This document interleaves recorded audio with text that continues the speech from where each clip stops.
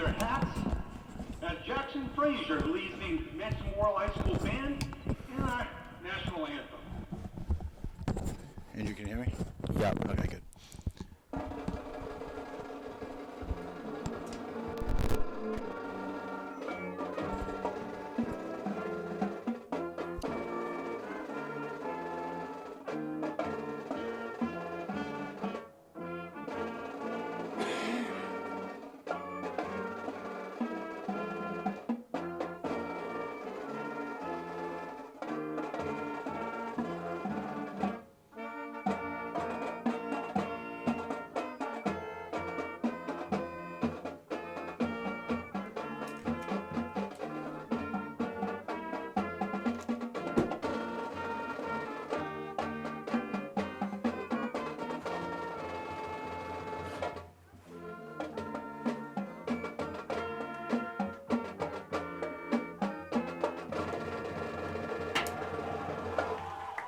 That's JJ out there. Good morning, everyone. Starter from last year. Oh, okay. One contest featuring the Bedford Bulldogs and the Memorial Crusaders. The Bulldogs are coached by Zach Matthews, the Crusaders by Rob Sturgis. Your officials for this morning's ball game, your referee is Jason Patch, your umpire Todd Trask, your linesman Michael Murphy, You guys your good? line judge Yep. Kyle Schofield, your bad judge Raleigh Junior. Yep, check one, check one, check one, 1, 2. In the month of October, members of the New Hampshire Football check. Officials Association will display a pink whistle during all varsity and sub-varsity games. Yeah, I don't want The that. games, please join the NHFOA in supporting this worthy cause. All right, if you guys are good to go, kicks off here. Mike would hit. Oh, you already hit record. Oh, I already did. All right. Well, you gotta let us know that. Well, the game was starting. I figured I'd record it. All right. Well, I'll cut that out. But Daryl, you want to start us out? Sure thing. Good afternoon and hello, everyone. Welcome to Manchester Public Television's presentation of Division I football as Bedford will kick it off to the Memorial Crusaders. It's a matchup between the 2-0-3 Crusaders and the 3-2 Bedford Bulldogs. And Andrew, I'm alongside here with Andrew Arndt. I'm Daryl Johnson. Thank you for joining us. Andrew, Memorial will get the ball to start the 20. What do you expect to see out of this team today? I expect to see more passing, more so than running, because Eric Seymour is out for the game, or not for the game, but out for the next foreseeable future. And freshman Chase Burris is going to get a lot of touches, and they don't want to use him too much too early, because if they do, they'll get nothing out of the run for the rest of the game. For sure, we got Burris in the backfield. Hafman, number 5, the quarterback, gives it to him. He is smothered after a short game trying to get to the edge, but he's pushed out of bounds for a short gain that'll bring up second and long for the Crusaders. Now that's the tough thing about having 2 of your 3 running backs out for this game, is you've got one and they're going to pick him up really early, so you're not able to use Seymour here on the second down, a different back with different things than Burris, which is going to be tough for Memorial. Yeah, and certainly the Crusaders have been, hampered by injuries this year, losing some key players as we get the direct snap here. And try to bring it up to middle, just a short gain again. It's going to bring up third and long, so anticipate seeing a pass here, you would think, Andrew, like you were saying, but so far they started out with 2 short runs. Pretty typical of what we've seen for the Crusaders so far this season. They have not passed the ball much on their first possessions. At the end of the half, start of the game, haven't really passed much, but I anticipate a pass here, just a short one, not airing it out here. All right, so we have one receiver to the bottom of your screen.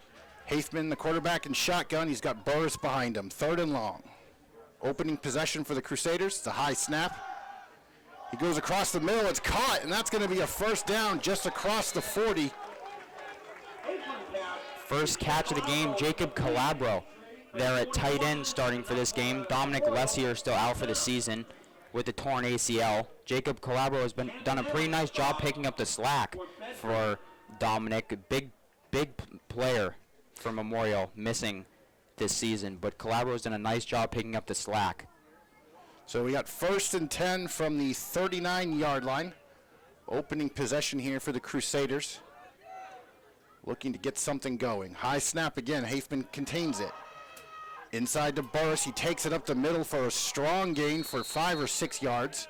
That'll put him in 2nd and medium, a good position to be in here as they continue to move the ball against this Bedford defense. So far, what we've seen from Bedford, they are a sound team, tackling. As far as tackling is concerned, they do not give up a lot of points.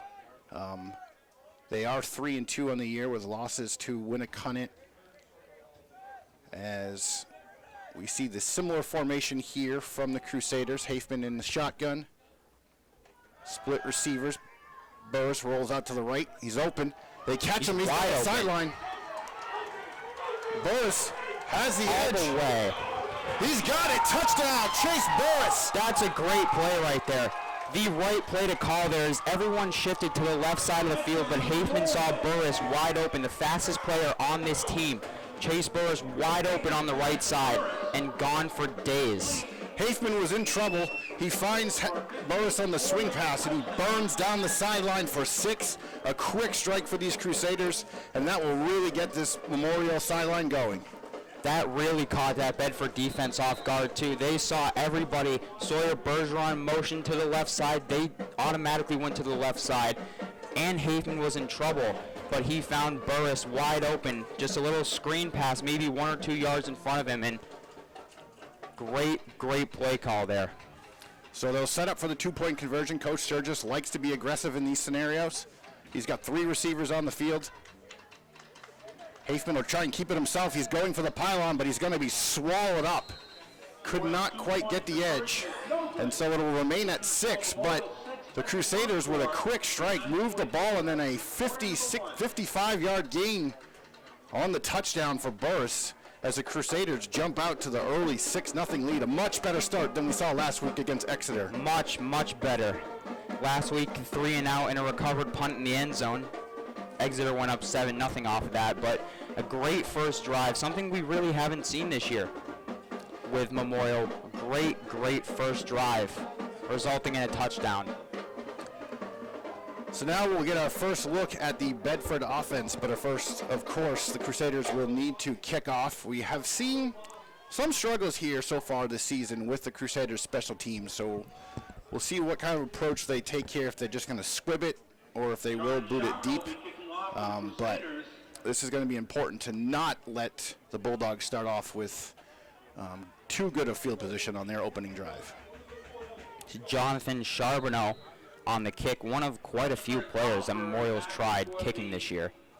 So he will do a medium-sized kick that's going to go out of bounds. So, of course, that is a penalty, and the Bulldogs will start at the 40-yard line. So very good field position for the Bulldogs offense, who was led by their star quarterback, Joe Michael. And he's been doing a great job so far this season. It's his senior year. Andrew, what can you tell us about the quarterback from Bedford? Yes, Joe Michael leads all of Division I football in passing yards with 1,043 of those, as him and his receiver, Andrew Grudznikis, have worked very well together this year, as well as their other receiver, Colby Snow, who is 4th with 219 yards.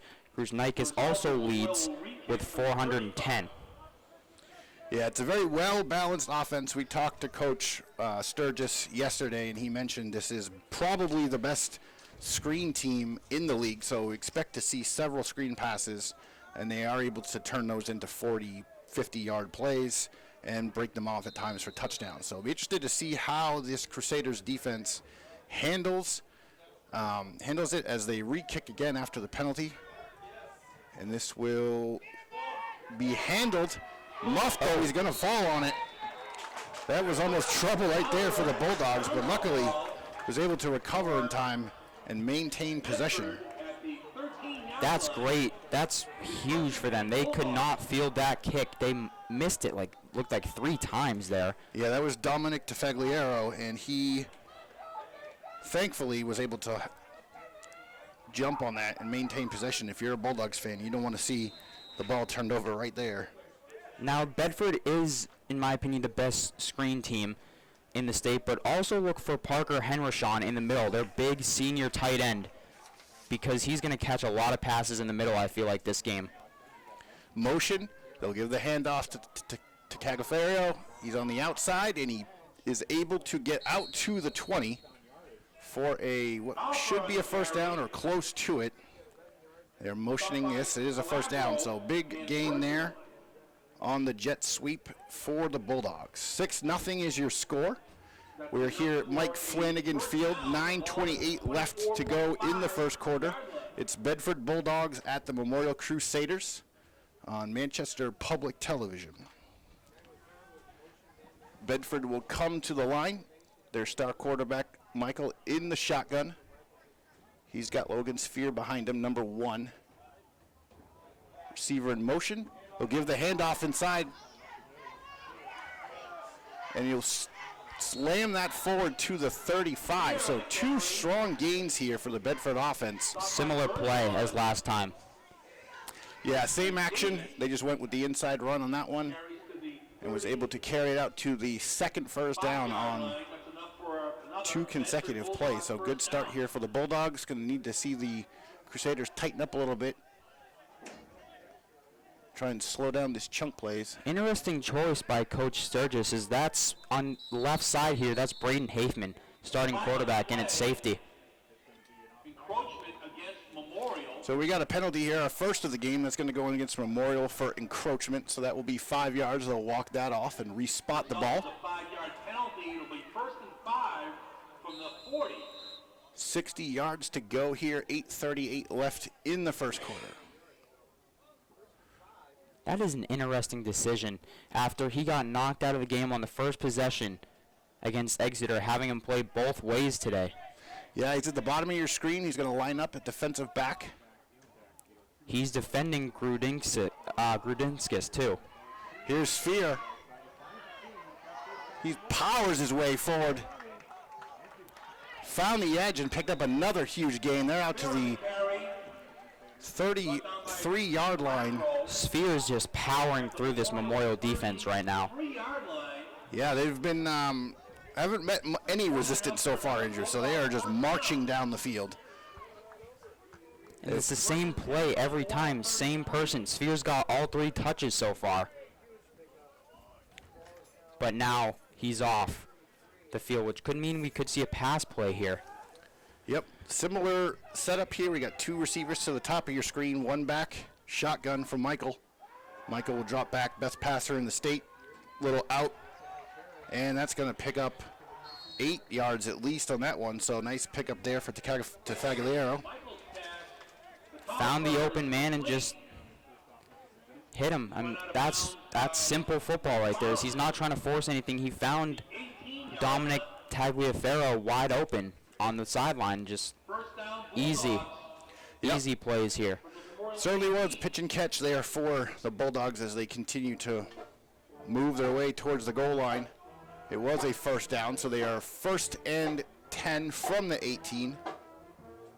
2 running backs in the backfield. Fake handoff on the play action. Michael steps up. He's going to run. He pulls it down. He gets tripped up in the middle of the field. So that might be the shortest gain they've had so far. Nice stop by Calabro there, going right for the legs of the quarterback, who looked like he saw a lane right to the end zone. Yeah, there was a lot of daylight. If Jacob Calabro does not make that tackle, he might score on that one. So, but that was a 5-yard gain and the shortest pickup so far for the Bulldogs as they continue their march towards the end zone. As they move towards Southside Middle School, end of the field. 6-0. Crusaders on an early touchdown on a swing pass to Burris. Bulldogs are threatening. Here's a run right up the middle. That's Russell Irwin in the backfield there. So Irwin charges ahead for another 7 yards. Logan Sphere still getting a break after he had 3 huge gains that brought Bedford all the way up into Memorial territory. As he's still on the sideline, as far as we can see. Irwin's still in the backfield. Yep, and we know the Bulldogs like to rotate their running backs. They all have similar yardage on the season. Sphere is certainly their lead back, but they will mix and match. They do have the depth to do that. And we were talking to our colleagues at Bedford Public Television, and they were, letting us know this Bedford team hasn't really had a lot of injuries. Unlike Memorial, they've been relatively healthy. As we have a penalty on the field here.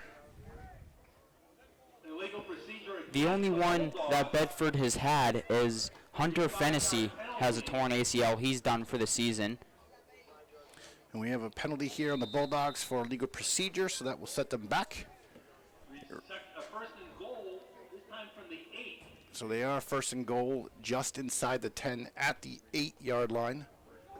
Looks like Sphere's checked back into the game. Correction, that's not Sphere.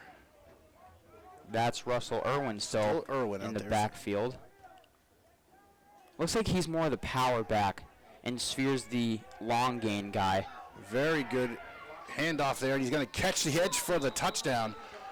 Very well executed play there. It looked like it might have been play action for a second, but that sweep comes across. It was effective earlier in the drive, and they scored the touchdown here. So 6-6 is your score after the Bulldogs strike, moving down the field with very little resistance. And that's Dominic Tagliaferro, their fast receiver, just cutting right across the middle and saw all the time in the world to get to the outside and into the end zone. Yep, they just run that sweep across away from Calabro's side and able to catch the edge and pick up the quick score. So after Michael boots that through the uprights, the Bulldogs take the lead here late in the first quarter. 5:48 left to play. Your score is 7-6 with the visiting Bulldogs. The 3-2 Bedford boys football team comes into this looking to pick up their 4th win, while the Crusaders are looking for their 1st win on the year. Of course, the Crusaders have only played 3 games this season, with 2 of them being postponed due to COVID complications. Hopefully one of those games at least will be made up against Central, as everyone looks forward to that crosstown rivalry here. I really hope so. I hope that one gets made up, because that would have been a fun game to watch. Maybe Thanksgiving, maybe before that. We'll see how it goes. We're looking forward to seeing that matchup. It is a Manchester classic, and certainly this Bedford team is proven to be a formidable opponent in Division I. As of course, many of you remember, Bedford used to be part of Manchester West, and that program was much different when they were pulling from Bedford's player pool, but of course now that's separated and things are much different, as we have a fumble and a recovery on the kickoff, as Manchester is able to hold on to that, and they will gain possession here just inside their 30, their 2nd possession of the game. Good recovery there by Nathan Davis, as he missed the first catch but then corralled it and got a couple yards out of it. So the big thing there, of course, is to come away with the ball. You don't want to be turning the ball over after just giving up a long drive to the Bulldogs. You don't want to put your defense back out there again. You want to give this offense a chance and see what Hafman and Burris and company can do. We'll see if they start off, like you said, Andrew, they like to run early downs, if they'll continue that trend here with Burris, or if they might try to go right back to a little swing pass action again and see for a quick strike. Hafman rolls out of trouble. He's looking downfield, motioning. He's got nothing to throw to, and he takes a shot out of bounds very close to the sidelines.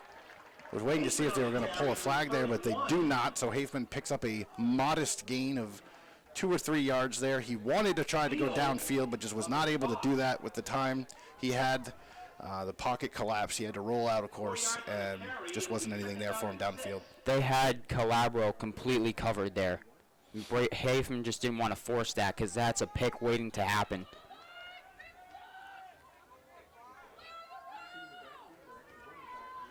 Burris in the backfield again, shotgun, as we've seen every single snap. The handoff is to 23. He'll take it to the outside and be pushed out of bounds for another small gain. So we're going to get 3rd and medium here. 5:22 left to play. It's 3rd and 6. It's a long 6 yards here. Last time they were the third and medium, though, Andrew. They did find Calabro in the middle of the field on the soft zone. So we'll see if they try to go there again and if Bedford looks to sniff that out. I feel like we may see a pass to the outside here. Wonder if he'll draw, Jacob Clapper will draw to the middle and then hit the outside man.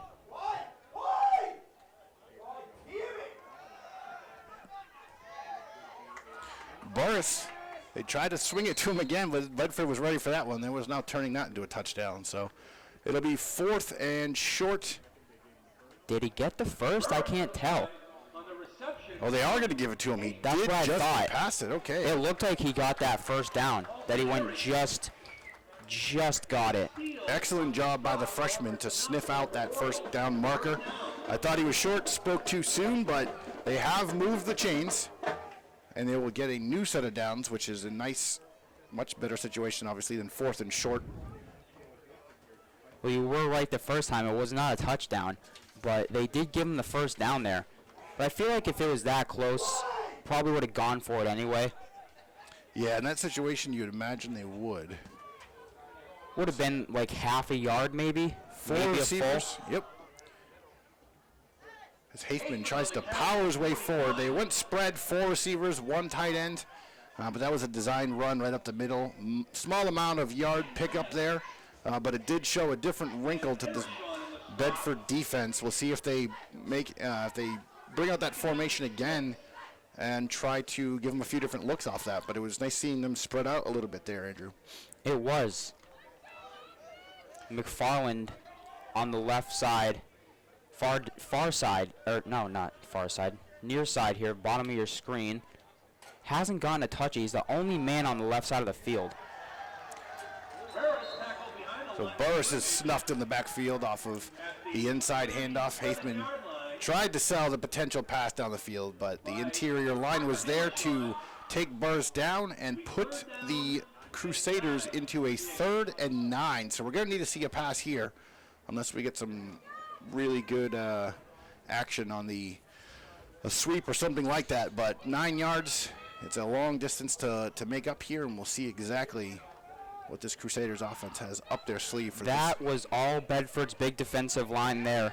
Magnus Steele, Parker Henderson, and Parker Bromley, also Logan Sphere over there. Huge stop by the big Bedford defensive line there. Haithman in trouble. He's going to scramble. He's looking to run. Pursuit is on. He's going to the sideline. He's going to cut the corner, and he finds his way to the first down. What a run by Haithman. Fantastic mobility from the quarterback as he gets out of trouble. Heads east and west, but able to get his way to the corner and pick up 9 yards, just over 9 yards. So fantastic job here. He was just coming at that slight angle, cutting across here. It's not like he was going, he just cut all the way and then run down the sideline. He was just running at just a slight angle and was able to get that outside and just barely get the first down again. So we'll get our first timeout here as it's charged to the Crusaders. Get a quick breather here for their quarterback who just ran about 40 yards to pick up 9, but he was able to escape the pressure and then escape the pursuit and somehow, like you said, Andrew, take that angle and able to get across that first down marker. So this is promising first 2 possessions here for this team. We're hoping to see this, and we're getting what we're hoping to see. You're just going to see what happens on defense. But as for right now, Andrew, we want to see them continuing to get that ball across midfield and see if they can pick up another one of those big chunk plays. Maybe to Burris, maybe McFarland, maybe Bedford falls asleep on Calabro for a minute, but something. Yeah, it looks like the defense here is going to most likely be expecting a run.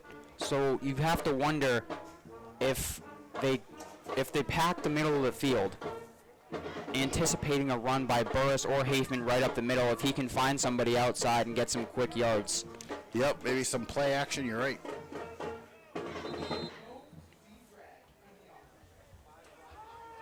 So it looks like Bedford is not quite ready for the setup as Manchester is already lined up and ready to go.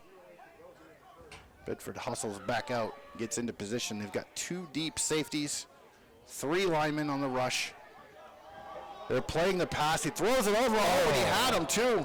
McFarland down the middle. Looks like he slowed up a little bit, but that had 6 points written all over it. Good bid there. Fantastic throw from the quarterback. Great throw. That did have 6 points written right on that ball there.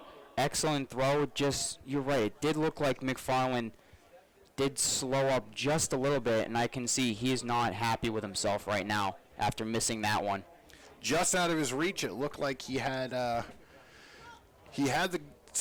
safeties beat, split the middle of the cover two, and just could not connect. But a fantastic throw there. Hafman's looked really good considering he left last week's game with the injury, but no signs of slowness this week at all. Burris in the backfield. He's going to take the handoff. Up the middle, he jukes, and he's going to be wrapped up and taken down at the 47-yard line. 47-yard line. So we will get a 3rd and medium again. So Stop by Irwin. really challenging and testing this offense with these 3rd and medium, 3rd and longs. Looks like it's going to be about 3rd and 6. And given what we've seen so far, I mean, hard to predict exactly what this Memorial team is going to do. They've mixed it up a little bit, just enough that you really can't say for sure what you know is going to happen. So we'll just take a look and see at the alignment. 3rd and long, that we've seen runs. We've seen the pass to Calabro. And here's Hafman rolling out. He's pressured by 77. That ball is just thrown out of bounds. We have a flag. Wonder what this one's going to be. Complete, however, there's a flag on the play. Could be holding. It didn't look like a late hit, and he was out of the pocket, so certainly it's not intentional grounding.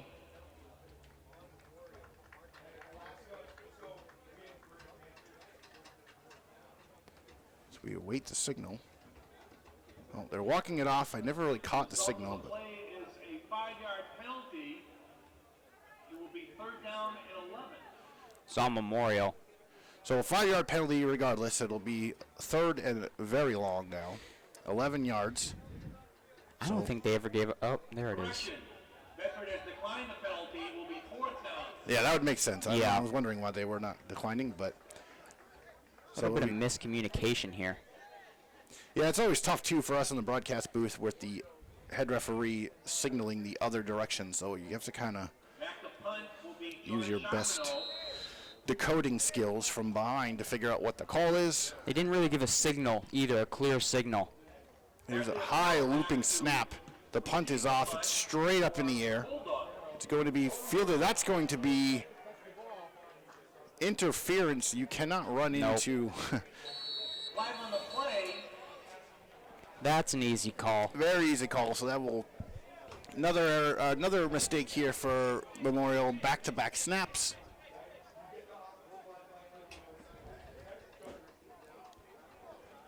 That is got to be the weakest part of this Memorial team is the kicking.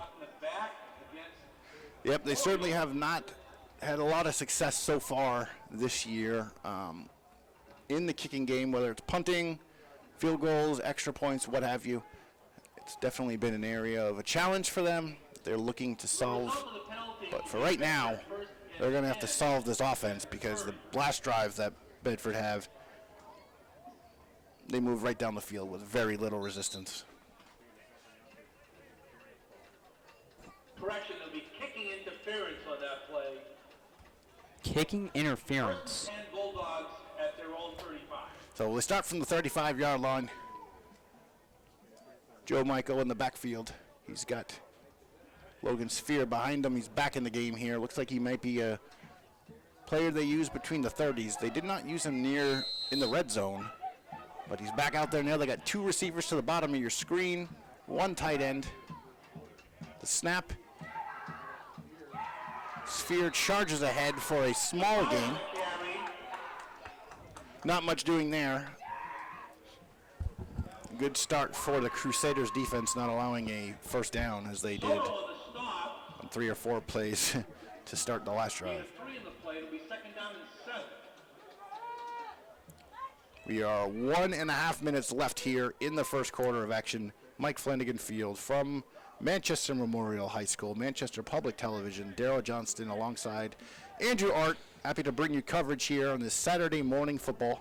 Yes, we said Saturday morning for a high school game as Sphere takes the pitch to the outside and picks up another 5 yards close to the first down. Manchester Memorial home games have been moved from Friday nights to Saturday mornings due to some safety complications that we've experienced, and just for an abundance of caution, moving these games to Saturday mornings, which of course traditionally are reserved for college, but yes, here we are, still playing, thankfully, and able to watch our Crusaders compete. Feels like a little bit like a JV game. Yeah, it does. It definitely does. There's a different feel to it. Either way, happy to be bringing you coverage of this game. Here's Sphere again. He will charge up the middle and pick up just enough for the first down as they will move the chains on third and short. We haven't seen too much of Joel Michael's arm, but I'm sure we will at some point. They just really have been able to move the ball well with sweeps and motion, inside handoffs, and they are moving the ball again, not quite as efficiently as they did in the first possession, but they are still obviously at midfield here, so we'll see exactly what this Crusaders defense can do to slow them down. There are 4 quarters in this game, so they can't run the ball forever. Oh, a fake pitch here as Michael will keep it himself. He storms up the middle and gets to the 40-yard line. That fake got me. I was getting ready to watch the play up on the near side here, but he did not let go of the ball, and that's going to be a first down for Bedford. Very well executed. Got the linebackers and the linemen to basically take one step to the left, opened up a lane for him to his left, and was able to go right through that hole. As soon as that one step is taken, that's your lane there for Michaels. He got them to take that one step, and as soon as they're one step off, that's the easy lane for the first down. Sphere in the backfield. He takes a handoff. Storms right up the middle, all the way up to the safety level, and he's taken down after another first down. That'll be our last play. Actually, we have 8 seconds left here in the first quarter. 7-6 as the clock continues to run, so that will be our last play of the first quarter. So after one, your score from Mike Flanagan Field at Memorial High School: Bedford Bulldogs 7, Crusaders of Memorial 6. So far, exciting game. Again, Chase Burris started off the action in the first quarter with a swing pass from Hafement that he took to the house for 55 yards. And the Bulldogs answered right back by storming down the field and scoring a touchdown on a jet sweep. And they were able to convert that extra point. So we have 7-6 is your score as we get started here and flip the field for the second quarter.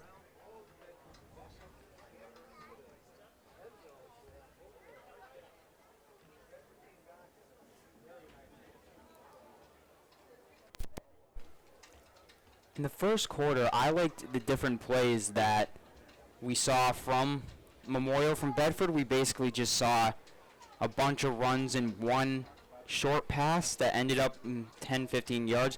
But Memorial, we got to the point where we didn't know what they were going to do. They had themselves on 3rd and long quite a few times in that quarter. And we saw a pass to Jacob Calabro on 3rd and long. We saw Hafman take it to the left side on 3rd and long, and then we saw the pass to Burris, who took it to the house also on, you guessed it, 3rd and long. So we got to the point where we had no idea what they were going to do, and that's what they have to do to try to confuse this Bedford defense, because you don't want to do the same thing every single time, because you'll get nowhere doing that. Certainly true, certainly true. As we start the second quarter here from the 25, sweep action coming, fake handoff. They'll go right inside to number 32. It's Russell Irwin there on the carry. Irwin, so Tagliaferro came in motion, as we've seen them do several times today, and they've optioned to either hand it off to that sweeping running back, to the wide receiver in motion, or to just give the inside handoff to their running back, which has been Sphere or Wilson. And that time they were able to pick up 3 yards, so 2nd and 7. Just away here in the second quarter. Bedford threatening just outside the red zone at the 22-yard line. Joe Michael is your quarterback in shotgun, where he's been the whole game. Takes the snap. It goes to Wilson. He powers his way to the left and goes ahead to Irwin again. He is the power back for this Bedford team. So that'll be another first down. They are now inside the red zone. We'll get to see what kind of plays Coach Matthews has drawn up here for his Bulldogs in the red zone. Usually you get to see some creativity in these scenarios, and we'll see exactly how disciplined this Crusader defense can be, especially on motion, because you're probably going to see some right here.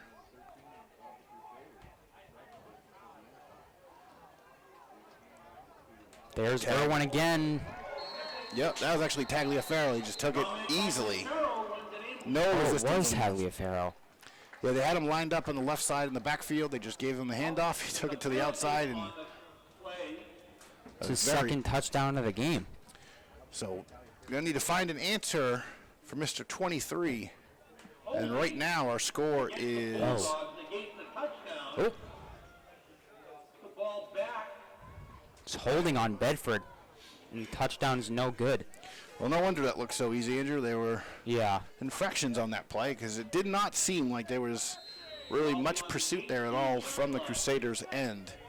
So we'll see what they try to do at this time as they move Tagliaferro out at the bottom of your screen. That Wide looked a receiver. little. That did look a little too easy. He wasn't even touched. Almost picked off Oh. right there. That was a dangerous throw. Still great play there by Nathan Davis, getting a hand on that ball and deflecting it away. But that was very dangerous and could have resulted in a pick in a bad area for Bedford. You don't want to turn the ball over in Not- this area of the field. For sure, inside the red zone, that's would be a very bad turnover. But it looked like Michael had a design play there. He'd go to his running back, and Nathan Davis just all over it. Almost picked that ball off, which would have been a huge, huge turnover. But nonetheless, it's 2nd and 15. They're stalling a little bit here with the penalty and then the near interception. Bedford will set up again 2 receivers, 2 tight ends. Michael back. He'll throw to the corner. He's got an open man, but he overthrows it as Tagliaferro was open in the back corner, but he just could not put a little bit too much air on that and could not connect. It's going to bring up 3rd and 15. Now keep in mind, this is a team that can kick the ball. Joe Michael can kick field goals from quite a bit away. Andrew and I saw him in pregame warm-ups. He looked good kicking the ball and throwing the ball, of course. But 3rd and 15, big play here for the Crusaders defense. Yes, he did look very good. He kicked the extra point too in this game, but he was hitting them from a good distance here in Yep. warm-ups. We saw him from 35 yards out kick it, so I'm not sure how much further he has than 35, but that certainly is an impressive field goal for the quarterback. He will try to keep it himself here on the snap. He's going to get wrapped up and taken down. Looked like Aiden Gouen on that one, or Goen, sorry. Stopped by Young. They'll give the credit to Young, but like Aiden was also in on the tackle there. So it'll be 4th and 12. 15-yard line. It'll be 4th down. We'll get some substitutions here. Yeah, Tagliaferro and Sphere are out, so So they are lining up to kick the Yes. field goal here. This would be a 2-yarder from Michael. Let's just see if they have a clean snap here. Snap is up, it's down, the kick is up, and it is short, no good. He short-legged that one. The snap and exchange was clean, the ball was down, but he just could not put it through the upright. So the score remains the same as Memorial will take over the ball, or take the possession of the ball at their own 15. that's a big stop there. Huge stop. 9:34 left here in the first half. It's 7-6. We've got a really competitive game. Looked like that drive was destined for points, but Memorial was able to make the stop. They missed a field goal, and that did not, the kick just didn't look right. It looked like he kicked out a little bit weird. He did. It didn't seem like he fully extended, and he just kind of short-legged it. But that is a fantastic drive. I mean, it's red zone. You have the holding call, which takes back the penalty. You got the great defensive play by Davis on the outside, the overthrown ball in the corner, and then, of course, the missed field goal as Haithman is dropped back. He goes across the middle. He finds McFarland, and the ball is out. The ball is out and is going to be Bedford possession. So really take the wind out of the sails there. He found McFarland. McFarland gets hit hard. Ball comes out, and it is going to be Bedford again from the red zone here. They're going to get another 4-down shot out of this. Really unfortunate turn of events here from Memorial. And not only that fumble, but that might take Connor McFarland out of this game mind-wise, as he dropped the open pass that had a touchdown written all over it and then fumbled there. He's not happy right now with himself. Yeah, he's going to be frustrated. He's still out on the field. He's at the bottom of your screen covering Grzinskis. They're going to fake a throw, and they've got Tagliaferro wrapped up in the backfield for a huge loss. Memorial swarms on the run play.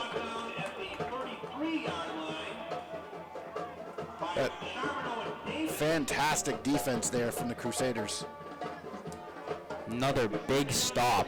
That's a loss of 6, I believe. So that will set up 2nd down and 16 from the 33. Clock ticking away here, just under 9 minutes to go in the first half. 7-6. I don't believe this is field goal territory for any high school kicker. Yeah, this is probably a 50-yarder from here, so 48-yarder actually. Yeah, I do not believe that this is kicking territory. Joe Michael. He's got Sphere in the backfield. He's going to drop back to pass. He goes down the right sidelines looking for number 44, but overthrows. Yep, he was looking for Cal McAuliffe there. The ball was just a little bit above him. The big tight end / linebacker from Bedford. Bedford is running here with 2 tight ends in both of the slots, and then 2 wideouts. Excuse me, not whiteouts. Yep, single back. It's good for edge rushing. You get the essentially the extra lineman on the field, but if they can catch the ball, huge bonus, huge bonus. Patriots made a living out of 2 tight ends for many years, and Bedford similarly doing the personal alignments that we've seen for many years from the Patriots. Something to note here is that Colby Snow, who's in 4th place in all of Division I high school football in New Hampshire, doesn't have a reception yet today. Michael back. He'll go back to Grzinskis on the corner, but he's wrapped up. That's their top receiver, and we have not said his name much today. I think that may be only his 2nd catch. Andrew Grzinskis. Short gain. So One of Bedford's best players who, like I said before, leads all of Division I football in receiving yards with 410 of those. So the ball is at the 31-yard line. It looks like they may punt here. This is wholesale changes. Well, this is the weird territory for high school football. It's a long 14 yards. It's obviously 4th and long. It's not kicking territory, but now if it was 4th and 3, I think you'd go for it here. 100%. It's a little long though. So Michael will take the snap. Gets the punt off clean. And it is fielded, but inside the 5-yard line. Tough spot there as McFarland is able to hold on to it, but that is a deep, deep, deep into their own territory there. I feel like you maybe should have just let that one go into the end zone there. Yep, I was thinking that same thing. That ball is probably going to take you out to the 25, but unfortunately they're starting within their own 5-yard from their 2-yard line, so they've got 98 yards to go. It's 1st down.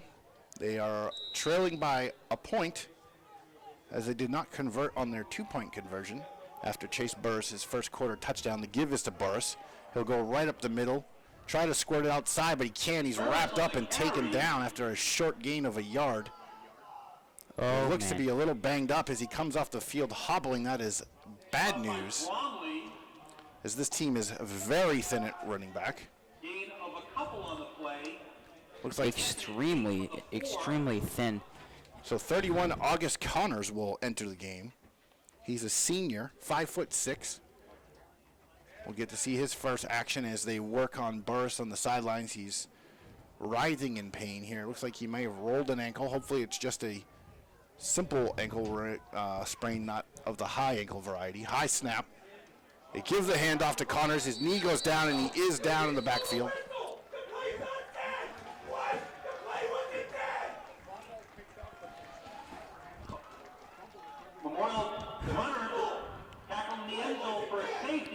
The referee said his knee was down, It looked weird because Haven put his hands above his head like he saw that his knee was down.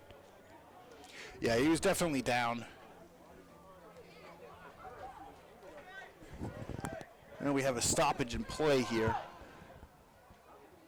Score now 9-6 with 6:43 left in the first. Oh, they're going to give him a safety. Oh, that's what they call That's safety why. in the backfield. I see. It looks like he put his knee down in the end zone, and that's going to be a safety. That's the first time we've seen a safety this year in all the games that I've done. I've not seen a safety, not even in the NFL, in games that I've watched. Yeah. Safeties are just so uncommon now because now the kicks are just either boomed into the end zone or good returns. You never really start with the ball inside your own 5. Which is dangerous territory. I was a little distracted by the press box next to us. There was some loud screaming going on, so I wasn't quite sure what the commotion was, but thankfully we are all okay despite the safety. It's 9-6. We have 6:43 left here in the first half. Unfortunate events here as Burris goes down. First and foremost, you know, the Crusaders had to field the ball, or they did field the ball at the 2-yard line, so that buried them deep in their own zone. Then they try to get out of it with Burris, and he goes down with the ankle injury. He's getting taped up on the sidelines. They bring in August Connors. He gets stopped in the backfield. Knee goes down, and he ends up with the safety. So it is now 9-6. We've got a timeout on the field here as Manchester took their second charge timeout, so they have one timeout left here in this half. And they will be safety punting back to the Bulldogs. Safety punt. It's the one. That's the one where there's no snap and they just start with it. It's like a Looks like rugby. yeah, Yep. or a soccer goalie punting it, just starting with the ball, no snap. So Burris still sitting on the sidelines. He is sitting up. That's a promising sign. Not sure if we'll see him again this game. He hasn't walked or moved around at all since coming off the field. The trainer's still working on him. Well, last week we saw Eric Seymour come back into the game, and now he's not playing this week. Might have re-injured it. Who knows? It's tough, though. They are down, as you had mentioned at the beginning of the broadcast, all the injuries that they have dealt with, and now they are in a situation where they are down to quite possibly their 4th or 5th string running back. So that's going to really put a lot of pressure on Hathman, a lot of pressure on Calabro. Sean Charbonneau will be punting. There's the punt. Fielded at the 40. Tagliaferro takes it. He's at midfield. He'll cut across the field. He's got a corner. He's down the sidelines. He's got a man to beat. If he does, he could be gone. He gets tripped up and he goes out of bounds. Run out of bounds at the 15-yard line. Okay, so they're going to have him stepping out of bounds at the 15. He did catch the edge there, but he almost took that to the house. Once he crossed midfield, all he really had to do was beat one man, but the angle was just not quite there, allowing him to take it all the way. But here's Bedford again, Andrew, inside zone, 15-yard line, 1st and 10. 9-6 is your score. No, there have been no field goals. We have a safety. For those of you who are just joining us, a safety against Memorial. They were deep in their own zone. Burris gets hurt, comes out of the game. He's walking under his own power now. He is. He's walking over to the Gatorade stand. Now back to the bench. He looks to be okay. We'll see if he gets back in the game here when they switch back to offense. But right now, it's about another red zone stand. We got Grzinskis at the top of your screen. I wouldn't put him in for the rest of this half. Tagliaferro at the bottom. Single back sphere in the backfield. Tagliaferro goes in motion. It's a low snap. The handoff is to Sphere. He looks for his hole, pounds it up the middle, and he's stopped There's no hole there. just about the 11-yard line.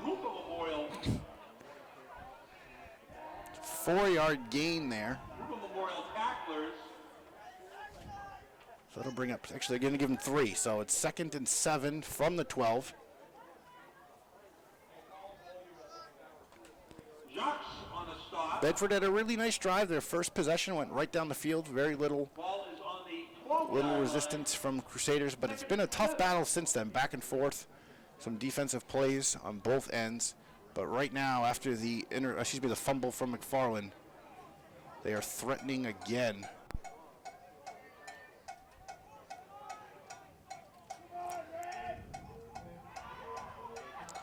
And Michael fakes the pitch, tries to take it up the middle. Who's stopped by Wilson and Connors.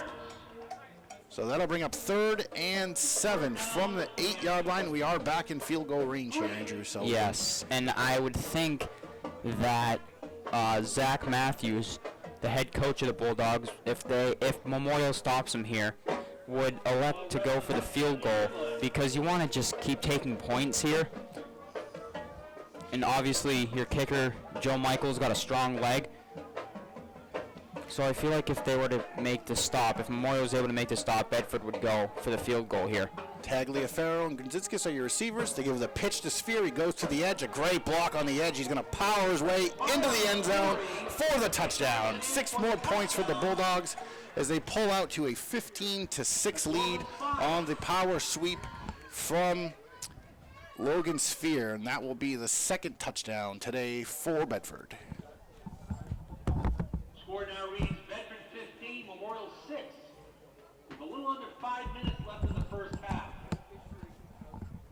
So we'll see here, Andrew, if they're going to go for 2, try to push this out to 17. Let's see here. So Joe Michael comes back out onto the field after getting the call. Looks like they are going to go for 2. He's giving the play. Either way, it's a 2-possession game here. Yep, they are down 9, trying to stretch it to 11. The handoff, fake the handoff, the inside slant, and they find Grzinskis easily. Michael's pass to Grzinskis is complete. So that will push the lead out 17-6. The fake handoff, the quick slant, classic play on the goal line, and easy pitch and catch for Bedford as Michael converts on the 2-point conversion. 4:49 left here in the first half. Manchester Public Television's presentation of Division I football as Memorial hosts Bedford in a matchup of 3-2 Bulldogs and the 0-3 Crusaders. Get a quick pause and play here. Both teams will come back on the field. Gonna need to see a strong drive here to end this first half. It'd be really nice to put up another 6 points here and go into the halftime just down to score. But right now they are down 11. Manchester has struggled to score points this year in 3 games. They've scored a total of 40 points, so that's about 15, 16 points a game. And they're averaging giving up 40 points, so that ratio is not in their favor. And right now they're going to really need to see something happen here in the last drive, hopefully, of the quarter. It would be nice to see a 5-minute drive here down the field, score, go to halftime. Just move the ball up the field any way that you can late in the game here. Bedford will get the ball to start second half, so you got to be smart with it. You don't want to force anything because you don't want to give Bedford the opportunity to put more points on the board before the half is over and then have another opportunity right when the second half starts. So you got to be smart with it here. Yep, excellent point. Those back-to-back scores, ending a half and starting a half, can be backbreakers. And certainly with the challenges that Memorial has with moving the ball and scoring, that is not a situation they want to be in. So we'll see exactly how they handle this right now. It looks like Burris is still not out there. They got 3 receivers to the bottom of your screen. Hafman will do a little swing pass on the outside. That is going to be incomplete. They're going to have to try to manufacture some other offense here without much of a running game. They try to go to the freshman Colin Bolio, a very athletic receiver. Bright future here for the Crusaders. But a challenging start here to this possession as we have 4:46 left to go.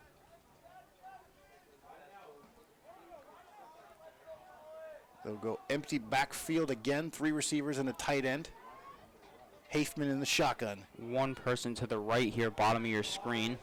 He tries to go to the outside, but 77 says, I don't think so. Nope. Sniffed that out from a mile away. That's Magnus Steele saying absolutely not to Hafman trying to get through the middle. and makes the big stop. Yep, Steele, a big kid, and he had the edge contained. There was really nowhere for him to go, and they are really, really seeing the effects of not having a running game, as now 23 has re-entered the game, so it looks like Burris is okay, although 3rd and 11, this is going to have to be a pass here. Not the ideal run here. And Burris will actually line up wide left in the slot. They got 5 receivers this time, and we have a penalty. That was one too many men there. As you saw, Davis at the very bottom of your screen trying to get off the field, but the official saw him before he got off, and that'll be a 5-yard penalty. Yeah, it looked like 12. I was trying to do the quick count, but you're right. Davis could not get off in time. 5 receivers, including Burris in the slot to your left, 3 at the bottom of your screen. Haithman takes the shotgun pass, tries to throw it over, and that's going to be almost intercepted. Off the hands of Burris. Russell Irwin almost picked that ball off. It looked like Burris missed the catch. It hit Irwin's hands, but then Burris almost caught it on the way back down. Yeah, they tried to hit him on the drag route, see if they could get him to the outside and pick up that first down, but the ball was just a little over his fingertips. He pops it in the air, almost catches it, as you said, on the redirect. But it was also almost picked by their power fullback, running back, Wilson. So we're going to get a punt here. As we said, they've struggled a little bit with the kicking game. Snaps included. That's a good snap. The punt is off. It's a good punt. That's right at him at the 30. Tagliaferro gets the edge. He is quick. He has the corner. He's pushed out of bounds just in time, but that's the second time we've seen him rip off a special teams return for a big gain. So that's going to put the Bulldogs in fantastic field position. 3:43 left. We were hoping to see Manchester move down the field and eat up some of that clock, get to halftime, but now we've got a really precarious situation. Down 11 points, 3:43 left, and Bedford is at the 31-yard line. Man, he is quick there, Tagliaferro. He's very, very fast, and Memorial just caught them off guard too. He's just flew down that sideline, but luckily there's someone there to push him out of bounds. Swing past. Outside. Has the edge. One man to beat, and he powers his way in for the touchdown. Ledger Russell, number 27, the sophomore, takes the swing pass a la Chase Burris in the first quarter and just bullies his way to a touchdown for the Bulldogs. That was his first reception of the game, and it's a big one. That will make the score 23-6 as they will go for the conversion here again, opening this game up to a 3-score lead with 3:33 left to play. So tough sledding here in the second quarter. First quarter looked really, really good, but second quarter's been all Bedford as Michael lines up for the extra point. Snap is down, it's good. The kick is clean, and that will make it 24-6. Making the score Bedford 24, Memorial 6, with 3:33 left in the first half. If you're just joining us, it's been all Bedford in the second quarter. It was 7-6 Bedford after one. Both teams exchanged touchdowns, but since then we've had a safety, an injured running back in Burris, although he has come back into the game, and a couple of quick scores here late in the second after 2 fantastic special teams returns from Tagliaferro. So right now the score is 24-6. Manchester has another chance here to try to put some points on the board before we get to half, but they are trailing, Andrew, by 3 scores. Yes, this second part of the game here, second quarter, has been all Bulldogs, and they've been using their speed more so than the pass game. The speed and power of the running backs, Sphere and Russell Irwin, but they've also been using the speed of Tagliaferro. So they have not really passed much this game either. Here's the kick. It is a short one. And it looks like they will start their possession at the 30. On the recovery of the kickoff at the 30-yard line. Nowhere to go there for Calabro. Just tried to get up the middle, and there was no hole there for him. He was stopped easy. So Calabro does a good job of holding possession of that ball, not giving it back to the Bulldogs, which would be a back-breaking play. Well, could you imagine giving it right back to him after they scored? Burris in the backfield, 2 receivers to the bottom of your screen, 1 tight end. The handoff, fakes the handoff, roll out, that's going to be deflected. Saw that coming. 77 again on here. Mangus Steele's got his hands on that one, and you saw that one coming from a mile away. Mangus Steele, what a great name for a defensive end. It was either he was going to get a hand on that, or Hafen was going to get crushed. Yeah, that was it was a good play action. It looked like Burris actually had the ball, but unfortunately, Steele is not being contained on the edge, so he's just able to get in there J.J. Watt style and just disrupt the play. That's the 3rd play we've seen from him just in this half. They'll try again to go to the corner. They'll complete it for a short gain. There's Sawyer Bergeron there, his first reception of this game, as he's been covered all game just about. But he finally gets a reception here. So a concerted effort here to get the ball out to the sidelines, hoping to be able to catch the edge and use that speed down the sidelines, but 2 plays, really nothing going here. Haseman has to keep it. Now he's running with it. There he goes. And he's just past the line of scrimmage, but he's going to get wrapped up there. It'll bring up 4th and 6. We have a timeout. The first one charged to Bedford as they want the ball back. They want that ball back. 4th and 7. And Memorial slowly walking off the field here. We'll see if they're going to go for it or punt. I'm guessing based on the look of this, they might try to go for it, see if they can get the ball back into Burris's hands, although Burris is now back on the sidelines, looks to be wrapped up on that right ankle. Not sure how much more we're going to see of him. He's having trouble definitely putting pressure on that right foot. Going for it here would be an interesting choice because they're behind the 50. And either way, if you don't get it, it's closer. But then Bedford's got that return man, Tagliaferro, back there, who could run it up for a good amount of yardage. So,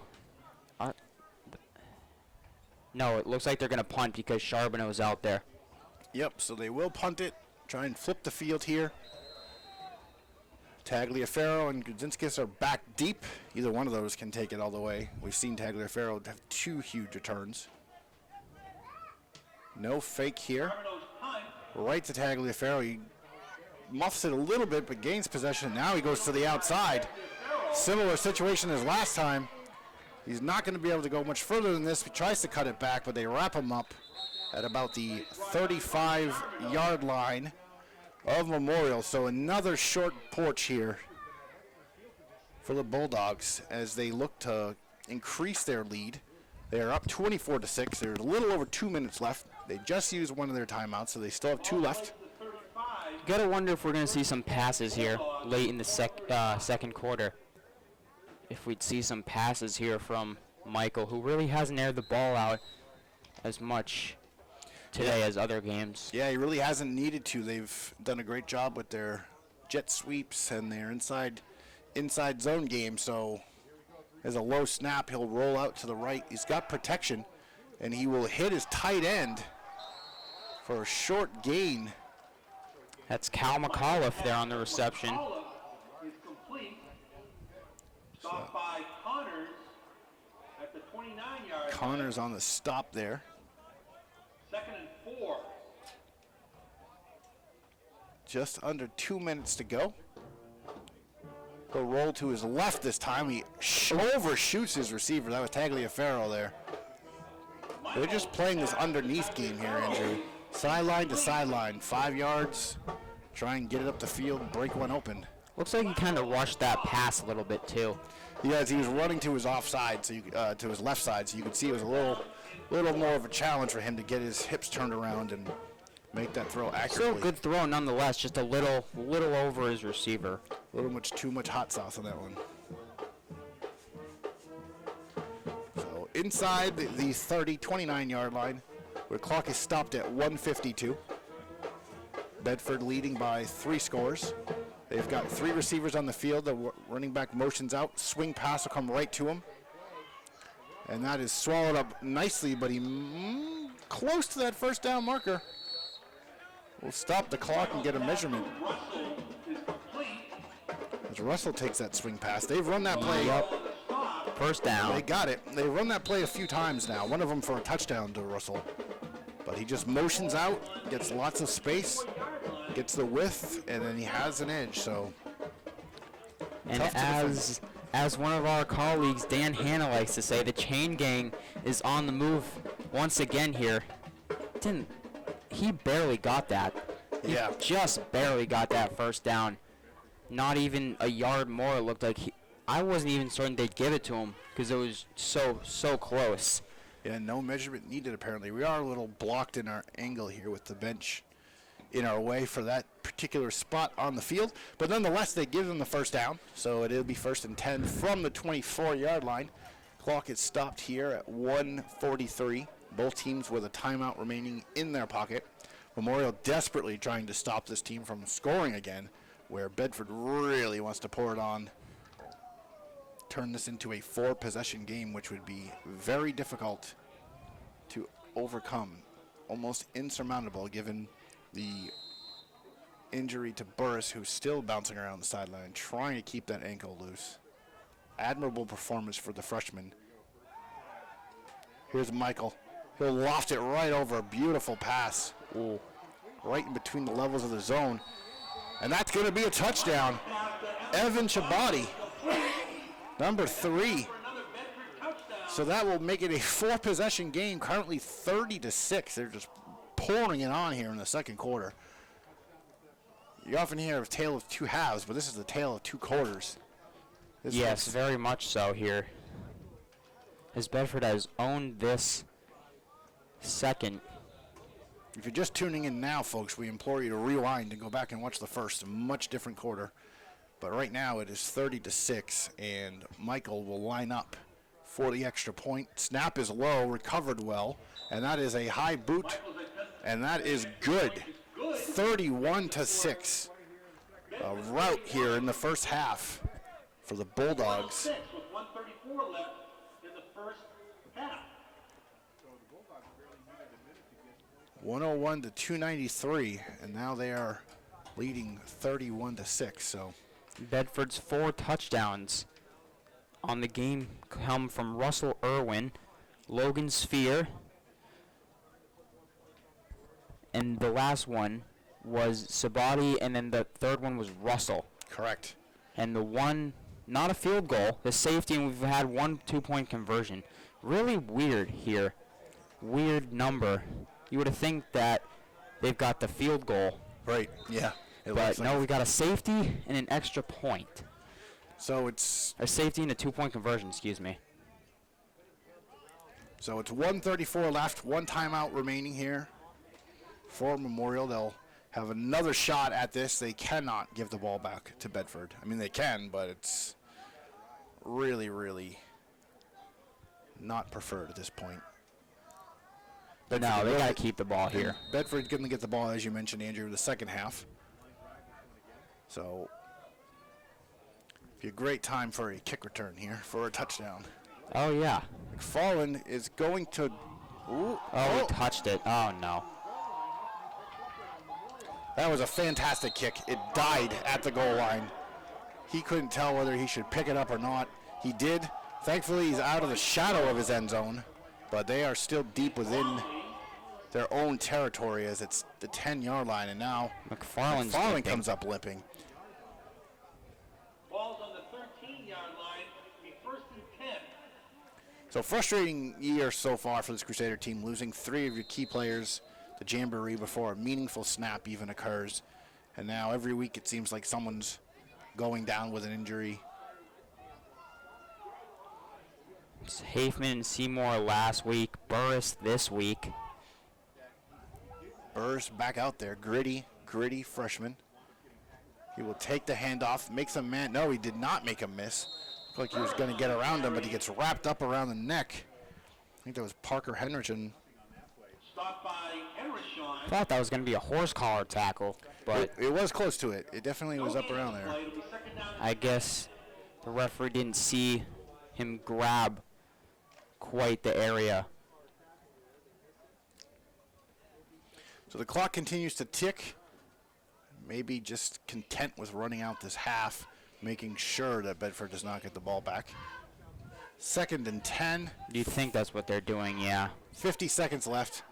I mean, if they're going to throw it here, that might change some things, but it might just be a designed run for the quarterback, and it is. That's exactly what it is. And he is swallowed up. Hafman on the carry. Bedford saw that from a mile away. So did we. And, here we are. So Brought down by Bromley. 30 seconds left, folks. Yeah, they're just trying to end this half here and not even give Bedford the ball back. Gain of 1 on the play. So at halftime, we will break Third down and 9. in the action. You'll be able to watch the halftime show here from Mike Flanagan Field. And we will be back in the second half for some second half action from the Crusaders. We'll see what kind That'll of drives do they it. can put together. But for Andrew Arndt, I'm Daryl Johnson. We'll be back with you in just a moment. That was the last play of the first half. The score, Bedford 31, Memorial 6. We'll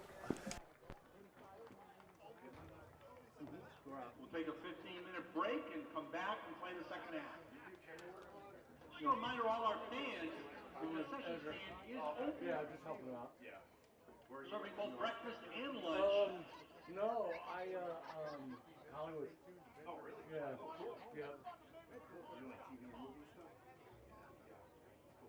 We'll announce the 50-50 ticket winner. Get out your tickets. It's a blue ticket. The number is 795-526. 795. Mike. All right, welcome back with the magic of television. We are back a moment later as we prepare for the second half of action here from Mike Flanagan Field of Manchester Memorial High School. This is Manchester Public Television's production of Division I boys football. We've got what was a very competitive matchup in the first quarter. 7-6 was your score at the end of one. Your score at the end of the first half, Andrew, 31-6. What happened to the Crusaders in the second quarter? Well, they drew first blood. They scored the first touchdown, and then Bedford just decided that they wanted to run all over them and score 4 touchdowns in a half. We saw swing passes, we saw inside zone, we saw it all, and really there was not much stopping that Bedford offense in the first half. Of course, they did start out with field possession, or fantastic field position on almost every single one of their possessions, due in part to fantastic returns from Tagliaferro, as well as some untimely penalties from the Crusaders. So we will just about ready here. We have 2 minutes till kickoff. As you can see, the teams are getting stretched out and ready to go. So, Andrew, what do you think you can expect to see here? We're going to have Bedford receive the ball in the second half. What can Manchester do to try to make this somewhat competitive here the rest of the way? Well, as we've seen so far this year, Memorial hasn't given up in games this year. They have not. They didn't give up last week against Exeter or Portsmouth Oyster River. They kept playing. And what they need to do is they have to get the ball up the field, but don't force anything.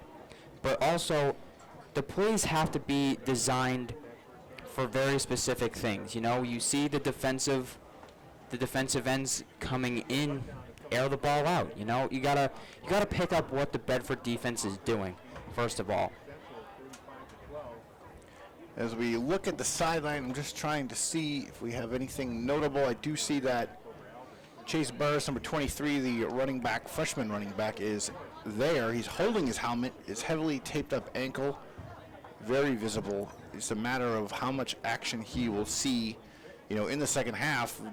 There's not a lot of depth left. This is their fourth running back, and certainly probably the last explosive player they have.